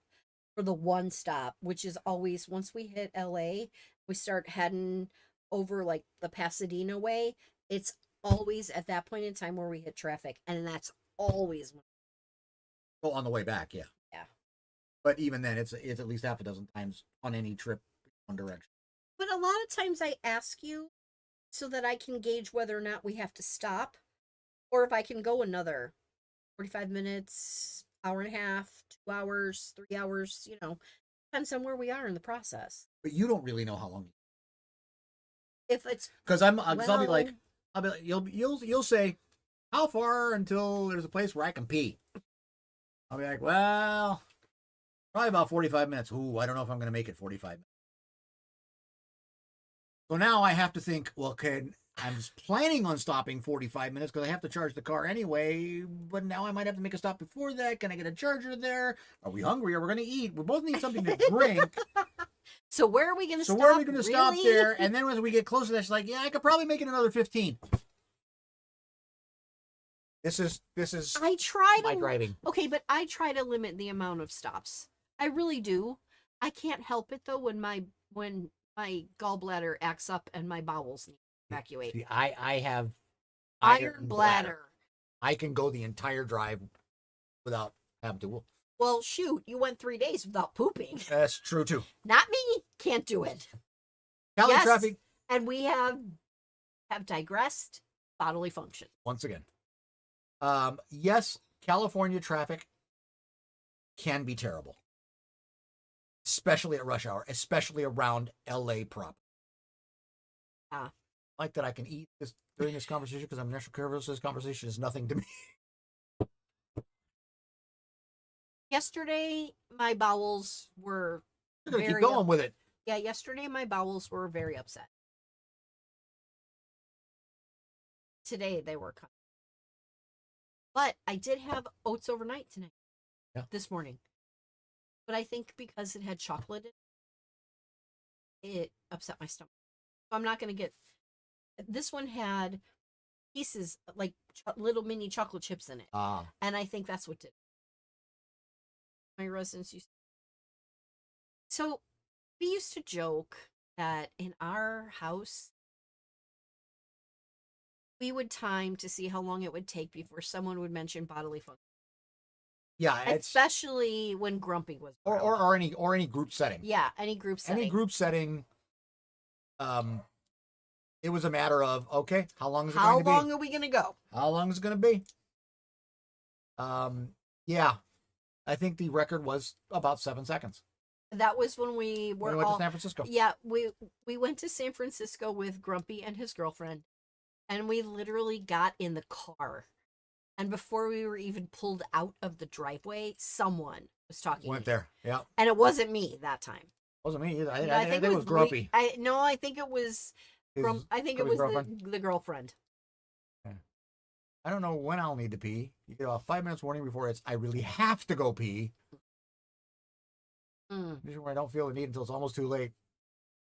A lot of times I had to make hubby stop on the verge. Well, you know, if you've got a condition, you got a condition. I actually told Kahuna, not yesterday, that we were on another trip. I don't remember where we were. I said, I don't care if I have to go on the side of the road. I need to go. I can't remember if we were heading to Arizona. No.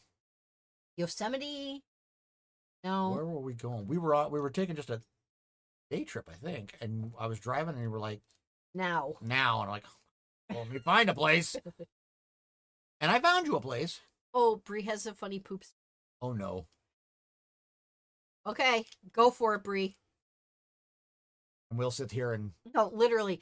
Well, when we were on this trip, we had the Mexican food for lunch on day.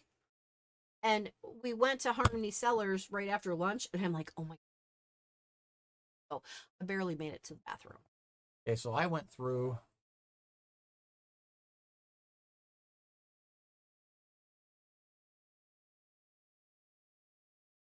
I think I went through 11 meals without pooping. Yeah, 11. I would not be able to do that. But I also have no gallbladder, so the bile dump thing is real. 11. My colon is not thanking me. Okay, I had a shake one when I was at a gas station. Mind you, I did try to use the bathroom before I left. That happened to me yesterday. I'm in another store and it was coming. And I was like, damn, no bathroom. I was running down Main Street to Deer's Guest. And I get there and there was a line and I was sweating to death. Okay, that would probably make me shit my pants. Not almost, but do it. There have been times I have. Yeah, there are times I can, and it's, and what I try to remember is that I'm human and I can't control everything. And I do my best, make sure that I'm aware of my internal organs. Yep. Oh, geez. Well, offspring number 2 and I have code. When we go shopping, she knows that I either have to go to the bathroom or have to go to the bathroom. Knows the difference between the two. So, Well, it's like, do you have to go or do you have to go? If it's have to go, it's like find one now. with immediacy. Yes, it's an immediate thing. That's usually what it is in the car. Honey, I need you to find it.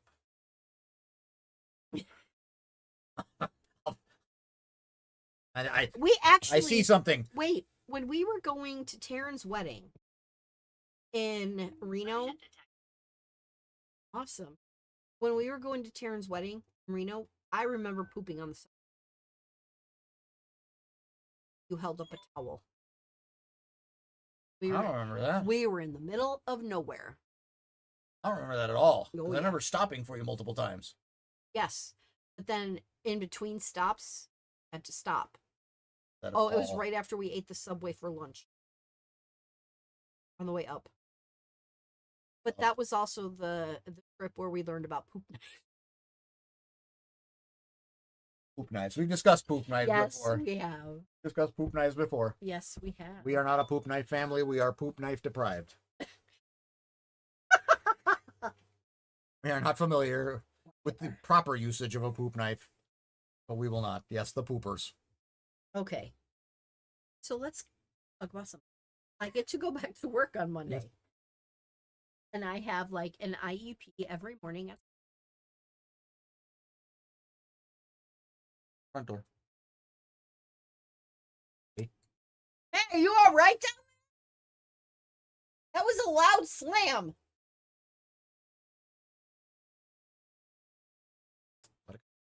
Let it go. Let it go. Yep. Miss Disney. I Like to know. go. And then Mrs. Kahuna goes back to work, and then a week from Monday. Nope. A week from Your surgery is on a Thursday. week from Thursday then. 2 weeks from yesterday.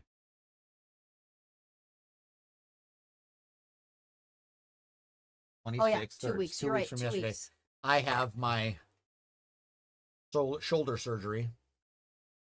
So I'll probably still be streaming, but I don't know what I'm going to be streaming because gaming will be Near impossible. damn near impossible unless I really learn how to do it left-handed. And that won't happen. Probably not.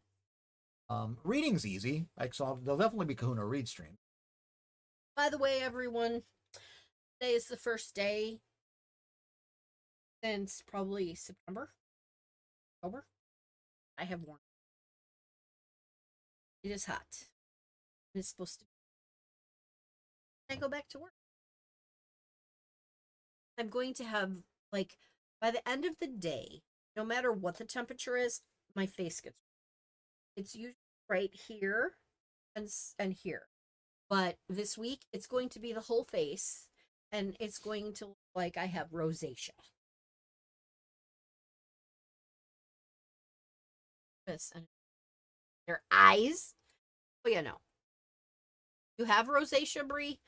I don't have rosacea, but I take medicine. One of the medications that I take makes me extremely sun sensitive. So even 10 minutes out in the sun and my forehead is like a lobster. And not my nose, but my cheekbones here. Like lobster. I love that one. Oh, but she's really. Look out! She's bursting into flames! Run! Okay, what time is it, honey? It is 5:22. 21. Okay, I'm kind of done. I feel you, Mrs. K. Oh, that sucks. Allergic to sunlight. Some of the best. Well, what the hell was that? Don't worry about it. One of the times that Kahuna and I went down to Oceanside, we stayed right on the Strand. and it was a rainy weekend. Saturday, it like cleared up in the afternoon. I literally sat out on the deck. Like, sun was setting. Like, probably from, I don't know, 3 o'clock until maybe 5 o'clock. We sat out on that deck. Yeah. I was like lobster red. Yeah, pretty much. Okay, so So Mrs. K is yeah, done. You know what? She hung out for almost an hour and a half, so we're good there. And Yeah. we're gonna raid. we're gonna raid. So we'll take suggestion. Whoever is still No, I already looked. Oh, who are we rating? Dino Dare. Who's Dino Dare? You don't know them. Okay. I've rated them multiple times. Oof. I'm sorry that you blister. That's bad. Oh. I've only ever gotten so sunburned that I blistered once, and I will never get there again. I have done it multiple times. None of them were fun. No, they're not. And now I use SPF 50 on my face every single day, but I still, for some reason, end up red. But okay. Good Yeah, seeing you too, I'm Bree. sorry. All right, so Keep hoping, everyone. That's nice. probably I probably won't do happy hour next Friday because it'll be my first week back after. Yeah, that's fine. So I'm thinking Let's just figure it out. we'll figure it out because the Friday after that will be the day after Kahuna surgery. I'll probably still do a stream. We may do happy hour that. Let's put it Friday. this way. I very well maybe, hopped up on painkillers, so it could be an It entertaining could be funny. stream. It could be funny. It could be an entertaining And stream. I could give him some mead to go with the paint. That would be even That would be a bad idea. would be fun. It would make you sleep for days. Yeah. It is very good to see all of you as well. We love And- having you guys here. Yeah, and I miss some of our old friends too. Yeah. I miss Siobhan, and I miss who's the guy from camp? Oh, Extreme. Extreme, and Stable and Aaron. Stable and Aaron, and yeah. So we miss those peeps, but we understand that having been non-existent for a while, but love y'all. But I love especially. Remember, gang, the raid call is aloha. Bye, guys. We're going to send you off to Dino Dare. Have yourselves an awesome weekend. Hope you guys do something fun or just relax or whatever makes you happy. I'm doing laundry this weekend. Lots of them, I'm folding a tent. which I will have to help with. Yeah, for a little bit. No reason why you can't come join April for the Game of Thrones stream. I could probably join for the Game of Thrones streams. All right. And you're doing the boyfriend. Oh, Thanks. hey, awesome. All right. All right. All right, you guys. We'll see ya. Have yourself an awesome, awesome weekend. And we will see Bye. you later. Bye, guys.